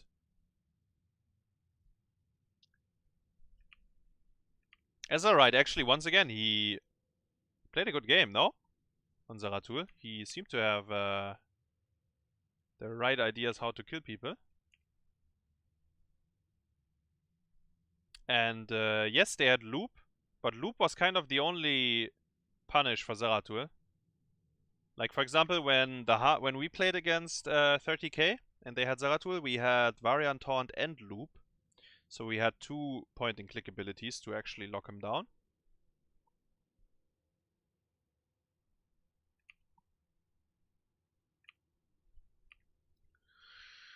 Either way, this is not... Battlefield is definitely not a Zeratul map. The map is way too snowbally to draft him. I mean, you can draft him and you can hope for better times, but usually on this map, if your early game sucks too hard, you're gonna fall behind.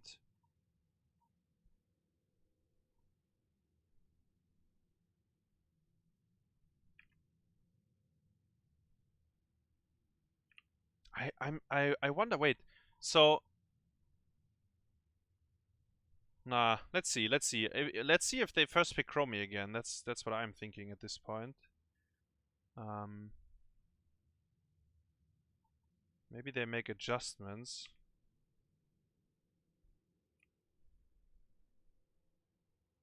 Actually, now in hindsight, if I think about the second the draft before, right? They banned Chillymountain banned Diablo 3rd, and then they went into the Zeratul. I guess there was a little bit of a tell.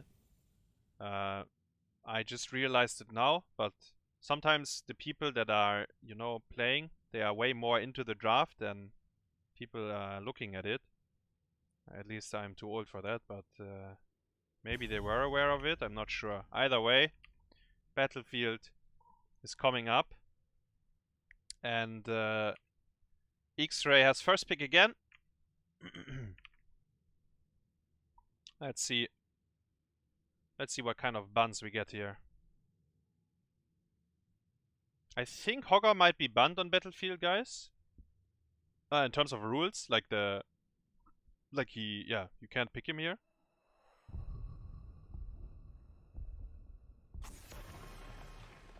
Varian ban.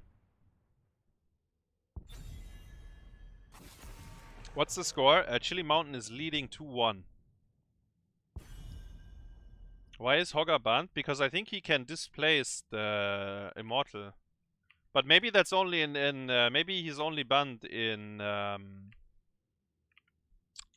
Heroes Lounge. I'm not 100% sure. Don't quote me on this. Varian and Uther bans by 30k. They are the team with first pick though, so they could have gotten their hands onto either of these as well, because honestly, Varian and Uther, not bad. Chromie first pick, as I said, like she is, like would they pick her again? And the answer is yes.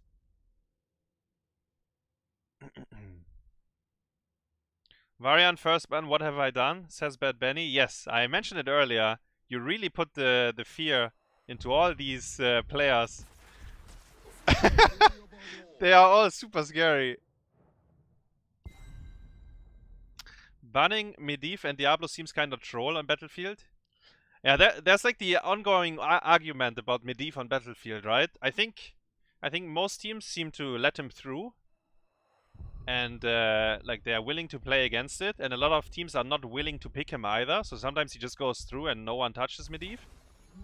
Diablo, on the other hand, I don't know. I guess it's just banning out Mascarade to some extent, but I don't know, man. I guess it worked last map. Speaking of Mascarade, he locks in Muradin. He takes it away from Gia. This is a very good Muradin map. I'm a bit surprised to see this high prio on Muradin by I think it was Chillymountain starting it, and now 30k is like, okay, Muradin is unbeatable, we have to pick him, otherwise we go next. So he gets picked very early. I'm a bit surprised by that, but yeah, here we are. They ban Dynouh. Chillymountain bans Dynouh here. I think that's fine. It's very hard for them to dive at this point. They have Li Ming and Stukov. You just get rid of Dynouh at that point. Anubarak gets banned, so from the prime tanks, there are not too many options anymore. Varian is out, Diablo is out, Anubarak is out, Muradin is out. Johanna doesn't feel that good on BOE. Who else do we have? Benny would insta-lock Arthas here. We have May, obviously. We have... Gia says we have Blaze main tank. And I'm very skeptical about Blaze main tank. I really don't like it. This is not the first time Gia plays it though. So I guess he feels the power. Deckard, Kane, and Tracer. That means Dynouh plays Tracer and Ultralisk plays the Chromie here. Garrosh is open. Yeah. Do you want to play Garrosh into this though? Is that... like, I would have to ask my tank player what he thinks about this. Reyna last pick. Reyna obviously fantastic to burn down the Immortal.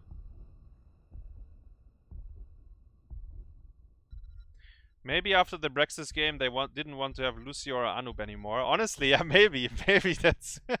they both made a deal. Dynouh Tracer? Yeah, he has to play it. Ultralisk is on Chromie this game.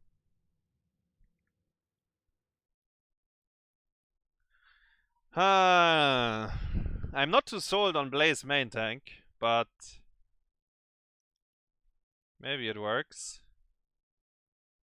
Stukov for Bananah again. He looked very good last game on this map. Azyrite on Reyna. Oi! And the clean feed went to show us the map a little bit. Here I am. Oh, Dynouh showing off his Tracer. Oi. It's enormous. Who does he go on though this game? None of the targets look that promising, right? Depends on talent choices actually. For Stukov and Li Ming. Actually, ETC wasn't that bad in this game. For Chillymountain. Doesn't he get looped and just dies?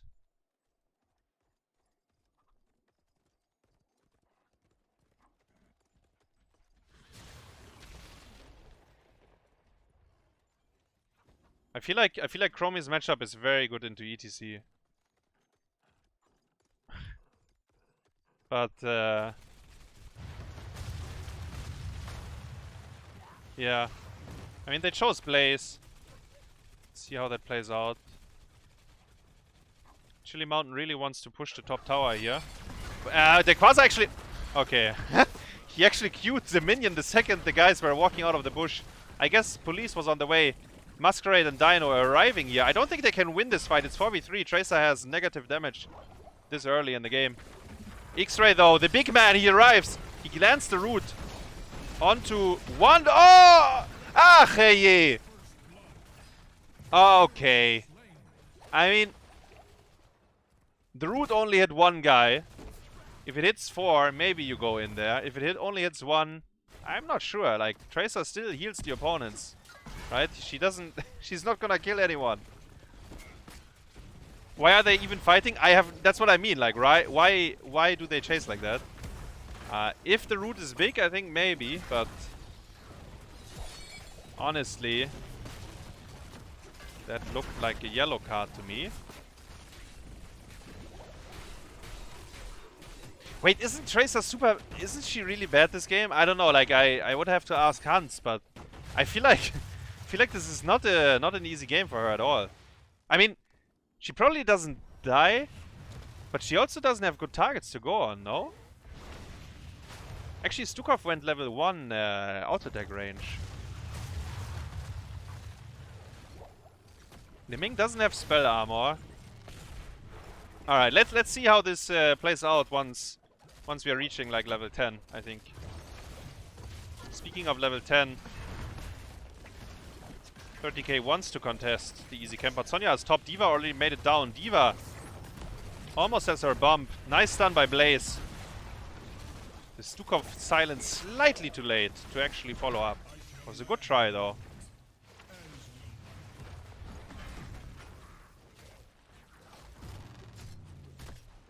Jimmy, Exterminator, and level 4 Behemoth Armor, or whatever it's called. The stacking talent.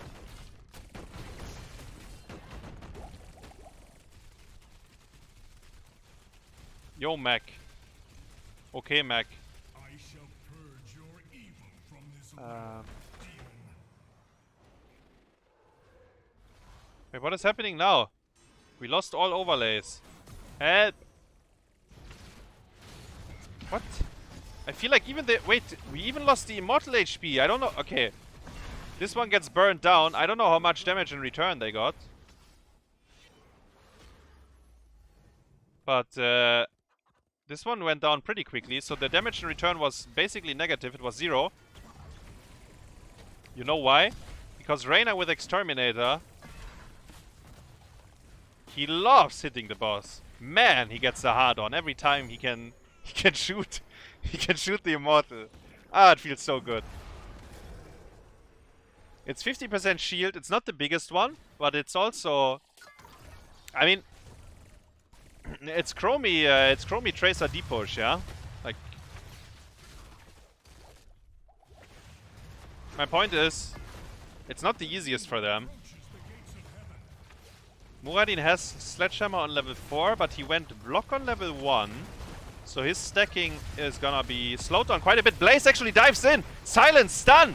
Ultralisk in trouble here. Does he activate his trap? No, he walks by. He lives. No, he doesn't live.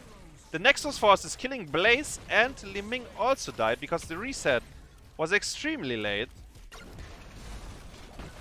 Speaking of depushing the boss, it's still 50%. It's gonna potentially kill the 4 tier. With all the ongoing Clown Fiesta. Yes. No! Oh! 1 HP. but he will rise again in time.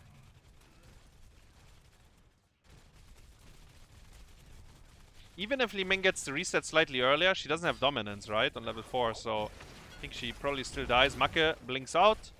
Mascarade tried to stun him. The easy camp on top is already taken. Chillymountain with a very nice rotation there. Do they suffer any wall damage on bottom? Not really, I think. No. So, the gank attempt on Li Ming down there. In vain. And they lost the easy camp on top. Not too much happening on top though. Maybe on bottom now. Stukov looks for a root. Sorry for a slow. The root is not here yet. Needs level 13. Look at him though. Look at his arm. Hitting the Muradin. Boom. Another one. And another one. Boom. Hoi, hoi, hoi, hoi. I would call him Valor this game. Berghult rotated down. So Sonya though. Sonya is here. This could be a 5v5 on the camp. Muradin takes a lot of damage. Is it enough? Gets moved back into the silence. Gia on Blaze. Takes one for the team. Goes down. Muradin jumps onto the point. He wants to make sure they get the easy camp. Azyrite gets one more stack. Is he going for another stack? I know he wants to, but he runs away. And yeah, Blaze, he's working on his level 1 unstoppable, but he's not quite there yet. I think it's 2 more globes. He needs 15, if I'm not mistaken. You and all your servants in hell will cower before me. 30k wins the first half here. Berghult. What is the clean feed? Okay. Stun! Hoi hoi hoi, Gia!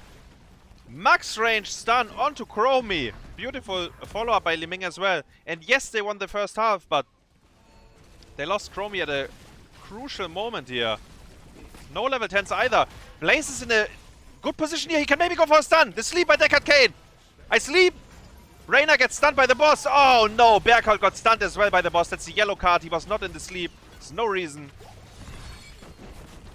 And what started good with a Chromie kill absolutely escalated. Good sleep by Xrayy. Bananah goes down as well. There was nothing that Azyrite could do after he got hit by the sleep. The boss circle appeared. There was no way D.Va should have gotten hit as well, though. Maybe she can peel for him. She has a stun on her Q and she has damage negation on her W, so both of these tools are helping. D.Va still has her bump though. She can't get it off. Oh no! Blaze whiffs his stun because the Blaze stun when you are colliding with terrain can be very awkward. You saw him like charging towards the north even though he wanted to charge into the camp. It is not a bug, it's just how it works. It's gonna stay like this forever as well. Blizzard will not change anything. So it is, after all, you just have to be aware of how it functions and then you play around it.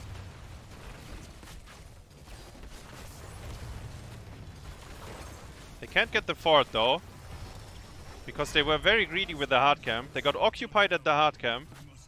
30k that is. So they couldn't really push with their advantage. If D.Va gets the bomb off, it might actually completely escalate. Banka has to be used here. No, unstoppable is enough. Blaze gets out. Tracer tries to apply pressure. Blaze needs to be careful. When he walks back to the lane, there is a Chromie trap.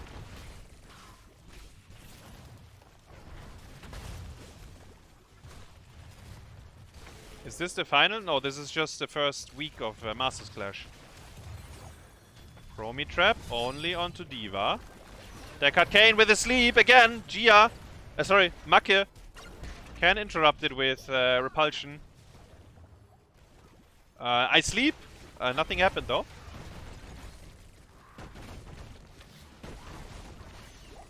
And it almost feels like Xrayy is the one that is looking for these playmaking moments where he tries to sleep them over walls, tries to go for the big ones.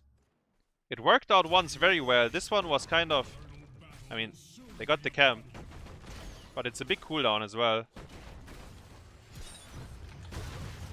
Actually, they will get the bottom camp as well. Chillymountain is pushing top. Level 13 has been reached for both teams. Deckard Cain will have his sleep in 20 seconds again. So actually the timing kind of works out here. Repent before my wrath, demon. And Reyna is back to where he belongs. Hitting the Immortal. Look at him go.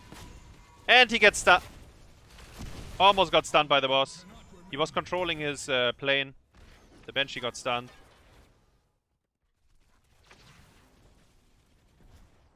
%50 has been burned.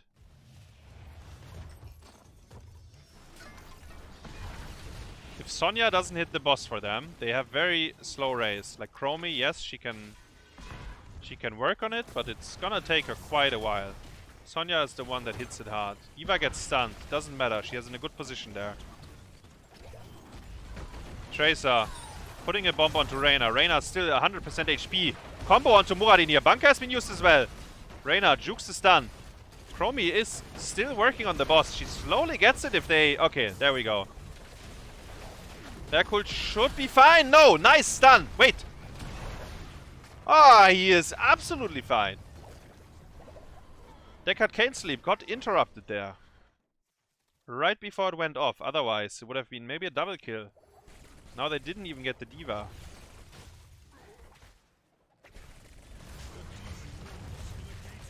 Can they do anything with this boss? Gia is going deep.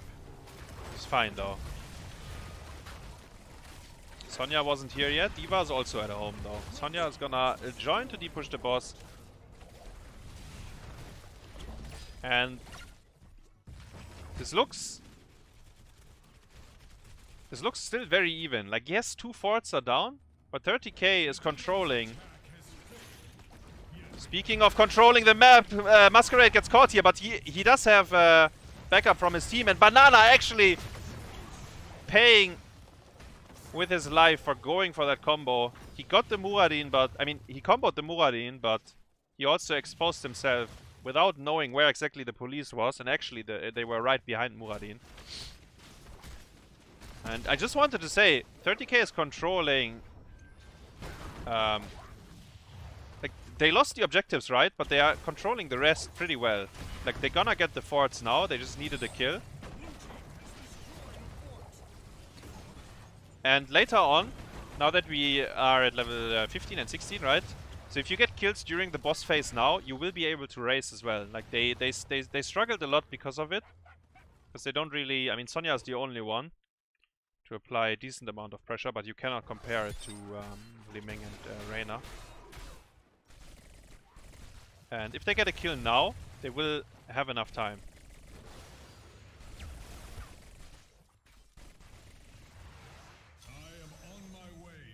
Hard camp being taken. There's an easy camp on bottom that Chillymountain might play for. They have no idea where they are though. They see Sonya rotating in. D.Va is showing on top, so you cannot play for it. Stukov gets hit here! And Muradin with a follow-up! Wait, hold up! Oh, he goes down, and that's that's when you don't have your level 1, right? Like, here's the auto-attack talent. Oh, it was a beautiful... Did you see Mascarade? Did you see Mascarade's legs? He almost jumped from 3 screens away. He jumped as high as a dwarf can. Beautiful initiation by Daykwaza though.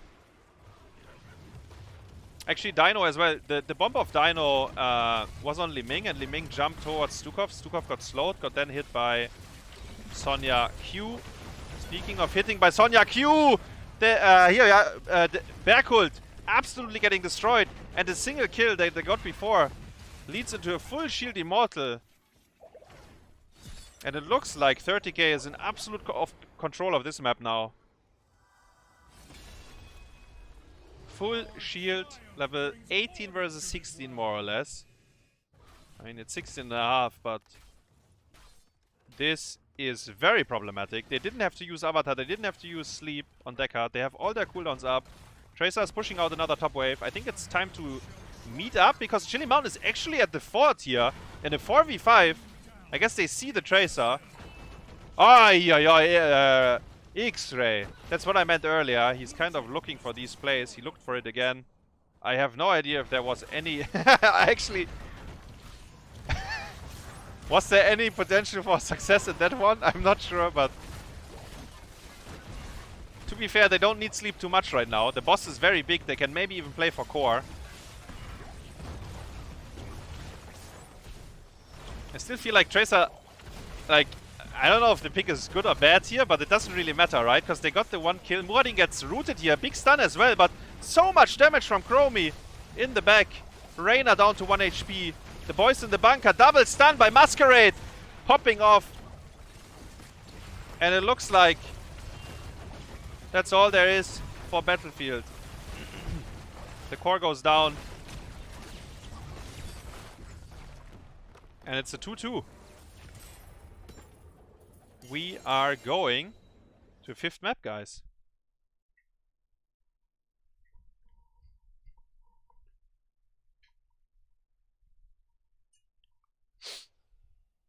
So, yes, Chillymountain won the first few objectives, but they didn't really have any punch with it, right? And then the single kill on Stukov absolutely escalated. They not only lost the full immortal, they also lost the second character, and actually they lost the game out of it. It just ended after the Stukov kill.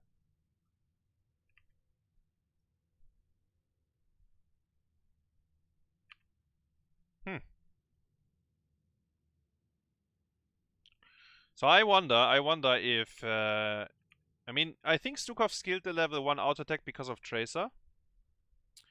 But, yeah, I mean, it happened, I guess. Pretty unfortunate. Muradin with a level 16 jump reaches to new heights. And apparently Muradin is Omega busted, guys. He wins every game. That's why you pick Muradin in the first 3. Why aren't you playing Hazu? I played yesterday. I played Mastersclash yesterday. And after the best of 5, I will actually play a little bit of Storm League.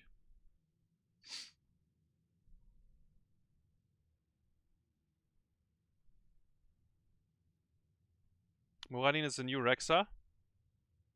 Actually, these guys forgot about Rexa, but yeah.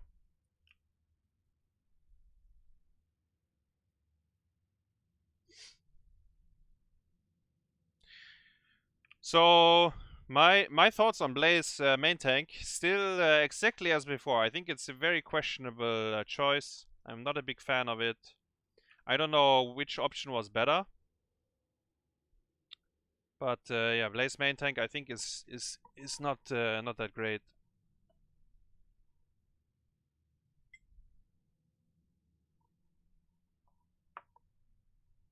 Maybe it's also it's these two together, Blaze and D.Va. Maybe that's not a good frontline duo. I'm not sure.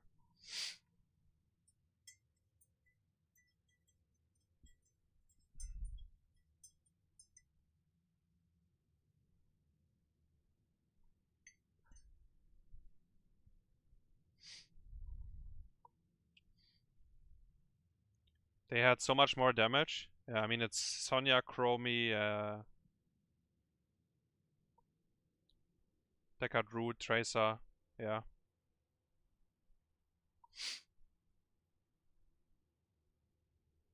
Tomb of the Spider Queen seems to be our final map. It's 2-2, guys, between Chillymountain and 30k. This is the last map. And actually, you know what? I said it before, right? I said this best of 5 is the highlight of the weekend, and actually these guys are delivering. Like, yes, here and there it's a clown fiesta, but it's also, I think this is the only match. Yeah, every other best of 5 was a 3-0. The Donuts 1-3-0, Arthas Streutram 1-3-0, the Hardos 1-3-0, and this one is now going to the 5th map, Chillymountain and 30k. Having a brawl. And I'd say, I mean, 30k is, I mean, I think the favorite, but I don't know by how much. And looking at these games, I think it could go either way, honestly.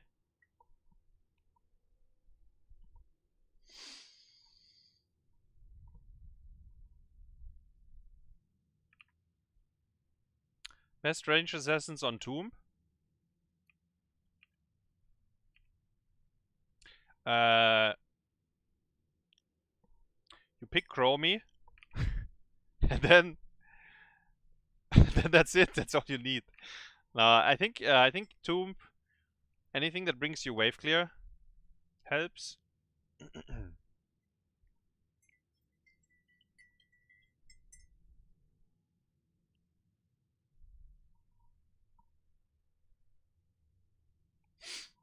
Sylvanas, Gul'dan, Keltas. Yeah, guys, you get my point. Jaina. We saw Hans popping off on Jaina. What about Junkrat? It's a good map for him, but the current meta can be very rough for Junkrat. You cannot pick him in the first rotation. It's dog shit.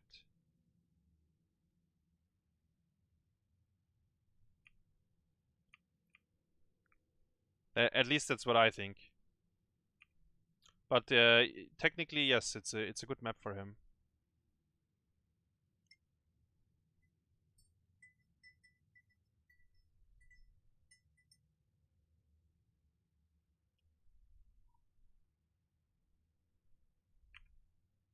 Alright, seems like every player is in here. They didn't ready up yet, though. Mages, KEKW. Yeah. Actually, you just draft 4 melees, guys. They have more damage, more wave clear, more survivability. You know, if you get... Yeah.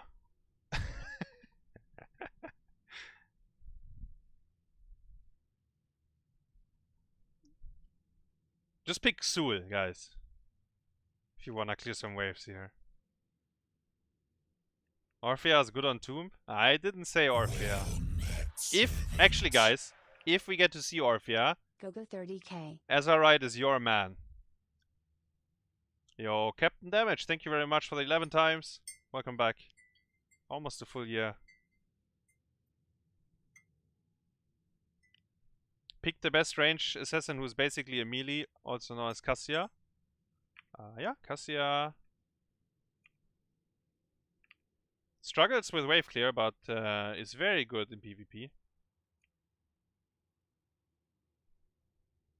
Xul even recycles the minions. Yeah, that's amazing, right?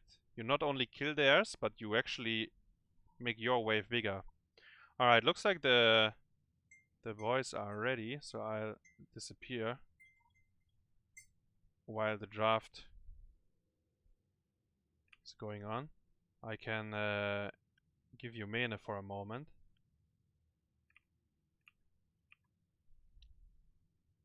So first pick for Chillymountain. That means Xrayy picked the map. I guess he was out of funky maps.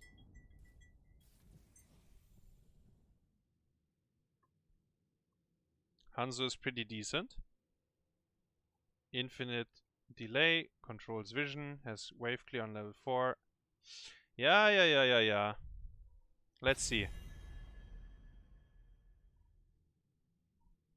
Let's see what we get. I'm predicting a Maiev or a Kerrigan for Ultralisk.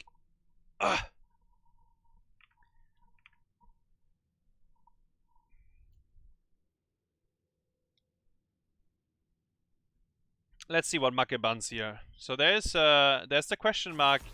Aha, they actually ban Maiev. Yeah, Makke, can you turn off the stream? Thank you. So there's the question if Chillymountain is willing to play Medivh here. If 30k lets it through, right? So they ban Chromie. So Uther and Medivh are in. 30k can only ban one of these two. Unless Chillymountain now bans one of them as well, right? Let's say they don't want the Medivh, they would ban it here, and then you can ban Uther, and then, I don't know, you first pick, I don't know, Sonya, or, I don't know, whatever you want to. But they say nay to Diablo. This seems to be a very... I mean, it's just catered to Mascarade, right? They really don't want to give him Diablo. So Uther is banned, Medivh is in. Okay, Makke, do you pick it? Because historically, Chillymountain is not a team that has a Medivh player, by the way. Makke is... he picked Medivh up, I think. But I don't know... And they take a lot of time, right? And they do pick it, okay. I wanted to say, I'm not sure if they're gonna lock it here, but they do. And now we come back to Junkrat, because you guys asked about it. Junkrat is good into Medivh, and he's good on the map. We might see him by 30k. 30k obviously letting the Medivh through on purpose. I mean, they had to make a choice, right? So they probably have a plan on what to do. They say Stukov and Cassia is what we want. Garrosh is in. Xul is in. Imperius is in. All fantastic heroes with Medivh. And you know who else is in? Varian! You can get infinite protected here. Varian was banned every time before. Now he is in. Is Gia locking it? Sonya and Anna. Sonya goes very well with Medivh.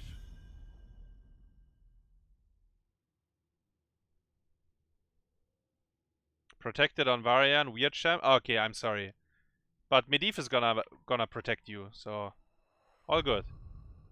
Varian is already unkillable, guys. And then if you occasionally you're in trouble. Maybe if your support is too far or you don't have a support, then you're in trouble. But Medivh can always save you. Anubarak ban. Anubarak ban. Azyrite might go for Orphea, by the way. They have nano boosted Orphea with a Medivh here. I'm feeling it. My senses are tingling. I don't know what tank Gia is gonna play. I hope it's not Leoric or Blaze, though. So Daykwaza, does he get his Diva? Ultralisk, what do you get? Kerrigan is dogshit against Medivh. Ooh, Irel. I am buying the Irel, I like it. Do I like May? Not sure. Chillymountain wave clear, question mark? To be fair, the wave clear isn't the best for 30k either right now. At least it's not Johanna level. Or oi! Oh, and the oi oi oi. Who is this guy? How is he predicting the draft like this? I don't know. And I don't care what Ultralisk is gonna pick now. No, actually, let me think. Is it Junk? Do you last pick Junkrat here? I think you might. What else? What else would you? I mean yeah, because the melees are dog shit. I think you cannot go. I mean Maiev is banned. Maiev might have been fine. I think Kerrigan is absolutely terrible here. And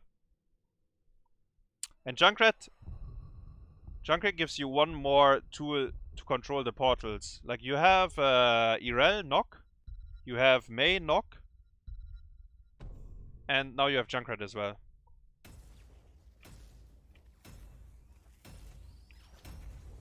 So it's Xul main tank. I was mentioning him, right? I mentioned the Garrosh, the Imperius, and the Xul with the Medivh. I think they all go pretty well with him.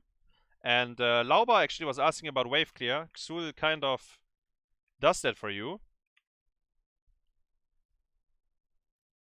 Orphea for Azyrite. That's the hero he started to pop off. Like he was absolutely insane on Orphea. That's how people started to know him.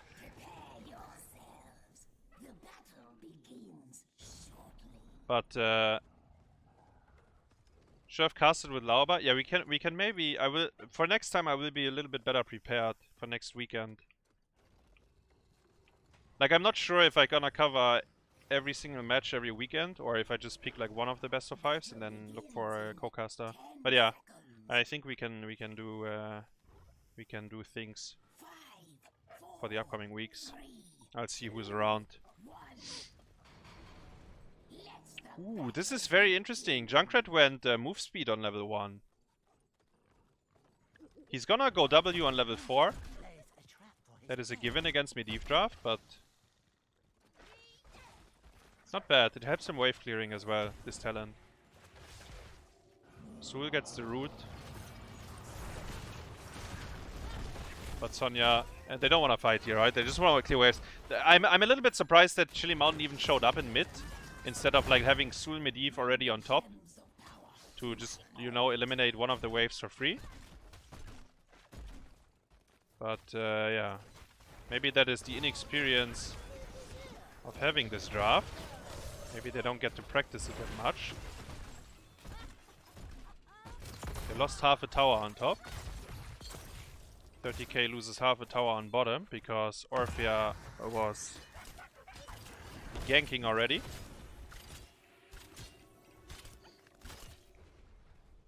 speaking of Orphea, I think she ran into Mei there. I don't know if they're... Okay, let's see.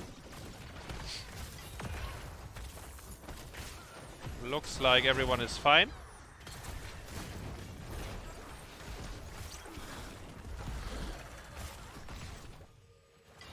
Only Mene can do the Mene laugh. Yeah, that's true.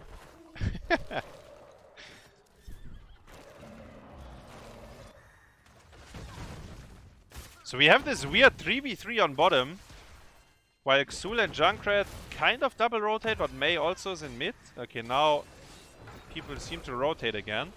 I was thinking one of the teams is gonna play for easy camp, but in fact Chillymountain is doing the 3-man rotation to the easy camp. Mascarade gets interrupted here. I would have loved to see... Makke is dead? I guess he's not dead. I just wanted to say I would have loved to see him getting punished for the interrupt there, because his team was in Africa and... I mean... Yeah, I mean they tried I guess, but he didn't die.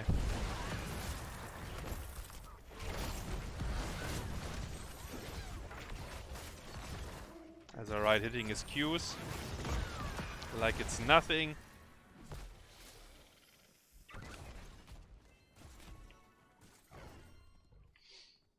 And the easy camp kind of got a turret. Sonya takes it with her W. Why? Because the W apparently splashes the full screen away.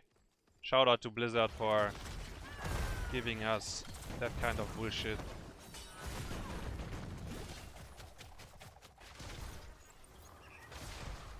Medivh and Xul are top. Xul is kind of half HP. The sleep that connects, they cannot kill her though. Xrayy, the space goat jumps out. It's well played as well. He pressed DW and then jumped out. Got himself some room. Both teams are rotating to the hard camp at around the same time. Xul getting portaled onto Junkrat. Junkrat, as I said, level 4 W, so he basically always has his W up. It's good against portals.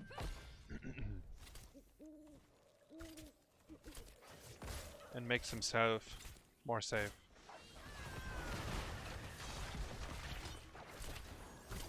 Dynouh might be in trouble here, I think. I'll take it back. It's Xrayy instead. Xrayy gets out though with 1 HP. Is level 1. Saved him there. Mascarade goes for more. Medivh shields. On point. Xrayy trying to rejoin his team here. So is it easier to kill a Cassia or a Stukov with that level 1? They are both hard to kill. Cassia has 30 armor. Stukov has infinite slow and the D reset. Might be easier to kill Cassia in that moment, I think. Daykwaza has position here to jump onto them, but they have to disengage. Both teams are trying to pay, but they're also stalling each other very well. Junkrat obviously very good stall control on top. Like he puts a trap and then keeps interrupting. This was dangerous for Xrayy. If Sonya gets the timing right, she can interrupt her E. Didn't happen though. And 30k gets the pay on top.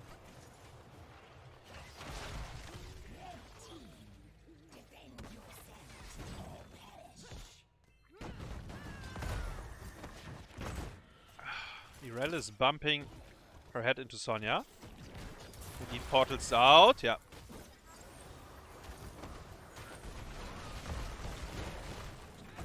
"24 stacks, he's working on more. 26. 27, 28, 29.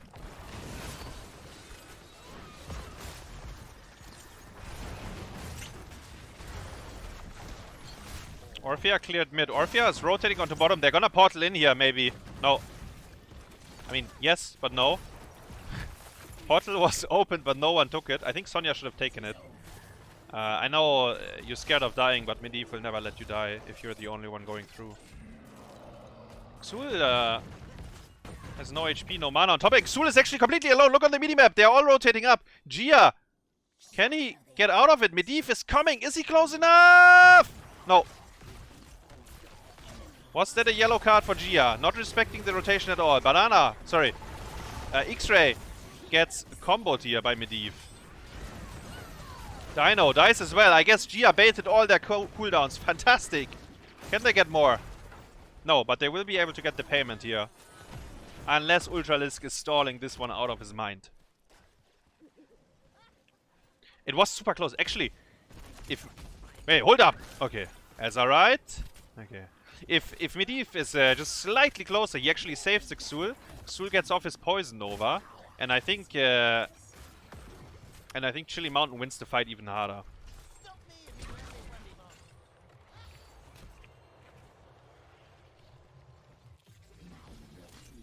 Valkyrie, by the way.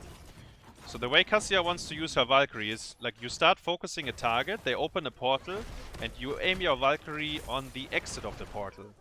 So if someone gets portaled out with low HP, that's when you try to hit your Valkyrie. You can never engage with it, because Medivh shield and portal is too strong. So you have to be patient, and hopefully one of your teammates is creating opportunities. Obviously, an opportunity like this. Azyrite gets absolutely smurfed by Ultralisk. I can't believe it. He gets booped in. Medivh wasn't there. They lose a massive amount of gems. Azyrite, from smurfing it the games before to a red card here. I mean, sure. If you get booped in like that, you might as well open afterwards. Medivh wasn't there. I think he was flying to mid. Was it miscommunication? Did I think Medivh was there? And I guess Xul agrees with me. He just opens. He ran it as well. Ah, that is so painful. They could have gotten so much more. Bottom fort is 1 HP. Chillymountain kind of threw all their gems. They are down to only 20 gems, so they lost, yeah, as I said, like an I don't know how many gems, 20 maybe. That's what they lost.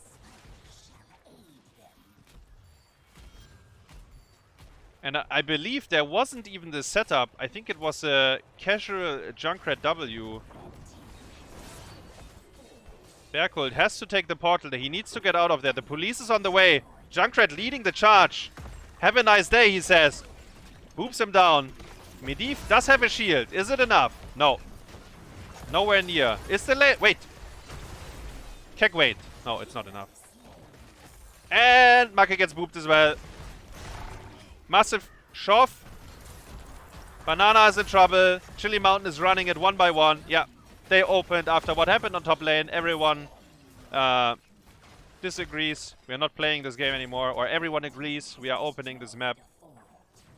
And Makke actually lost his stacks as well. He must have been very close. Maybe a single stack off. But here we are. 30k controlling this. Valkyrie misses on Azyrite. 30k controlling the game. Apparently, Medivh dogshit hero. You cannot save all the clowns in your team at the same time. Can't win the game. Feels bad, man.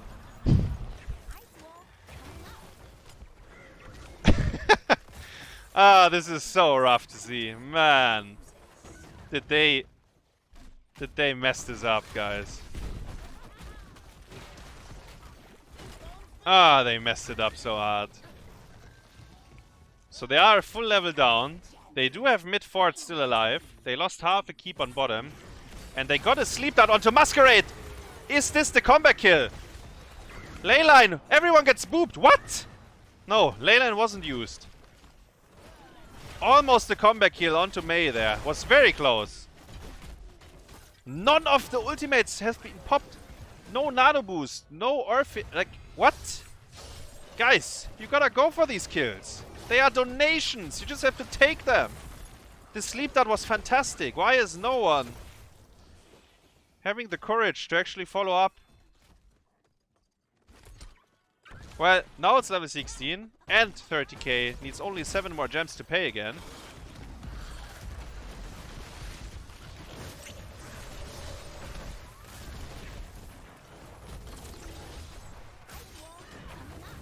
Nice wall onto, I think it's Xul only in there.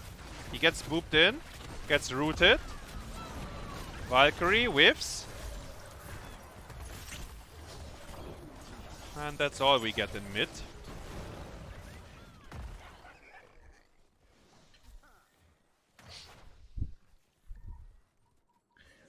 Well, actually, Xrayy has a long pitch. He's pitching them on Stukov.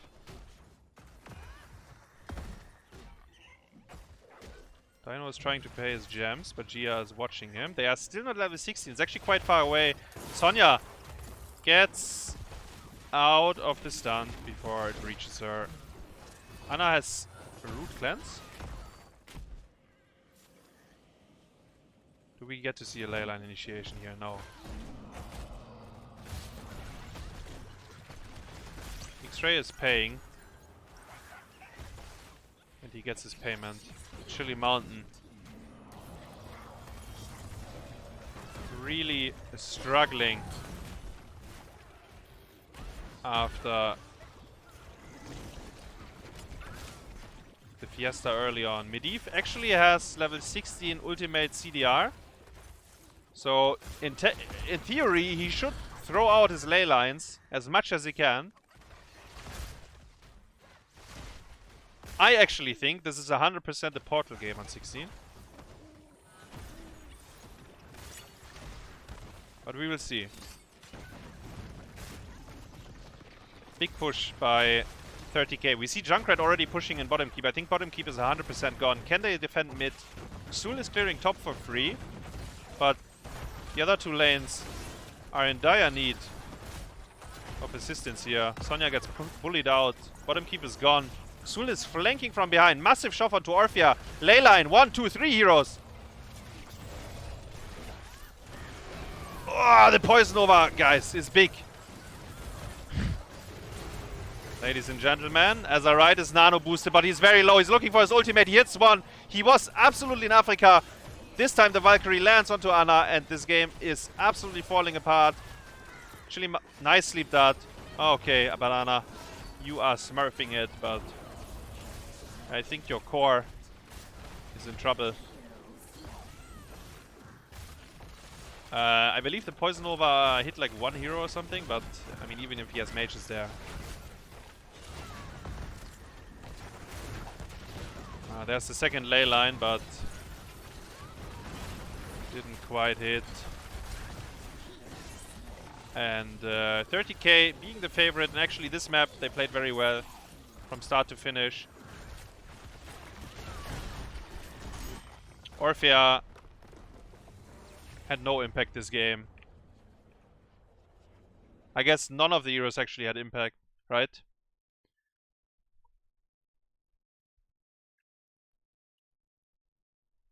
Like, I think every hero they played felt bad this game. But it's really, it comes down to what happened in mid game. I feel like they were in an okay position, maybe even in a good position, and they fucked it up so hard. Like, they donated every single gem they had. They donated every potential to push in that moment. And then the tilt, I think, really came in because on bottom, when they tried to defend the fort, it was also, like, you know, they just opened. Like, they ran it one by one. Everyone was move commanding into 5 heroes. The guy was, like, I think Sonya was already gone, long gone. And then they still tried.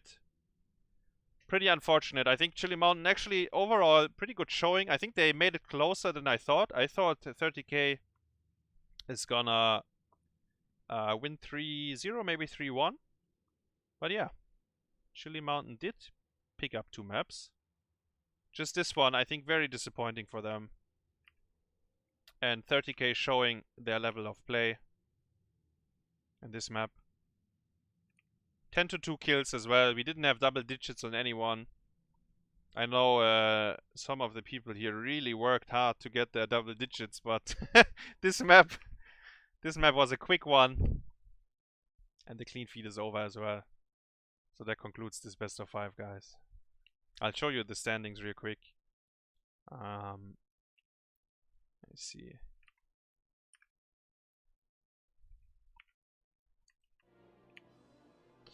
Hail to the king, baby. Go go. Let me see. Wait, is it updated? It's not updated yet. Well, I'll open it anyways. So, Donuts, Hardos, 30k, and Arthas Schreudram. These are the 4 teams that won their opening match. Chillymountain inting for Ruby. Go Next and Soundless lost. Obviously, it's a very long league. It's 14 weeks of play. So, losing the first one is not the biggest problem. Because there's many more matches to come. But you know, you kind of, like if you can, you kind of want to start with a win. And I believe the playoffs have a step ladder as well, like similar to CCL. I'm not 100% sure about the format though. Yo, Mockery, thank you very much for the raid. Welcome, guys. We're gonna play some Storm League now. Alien Twitch, thanks for the resub as well. Welcome back. And yeah, we will run Storm League a little bit now.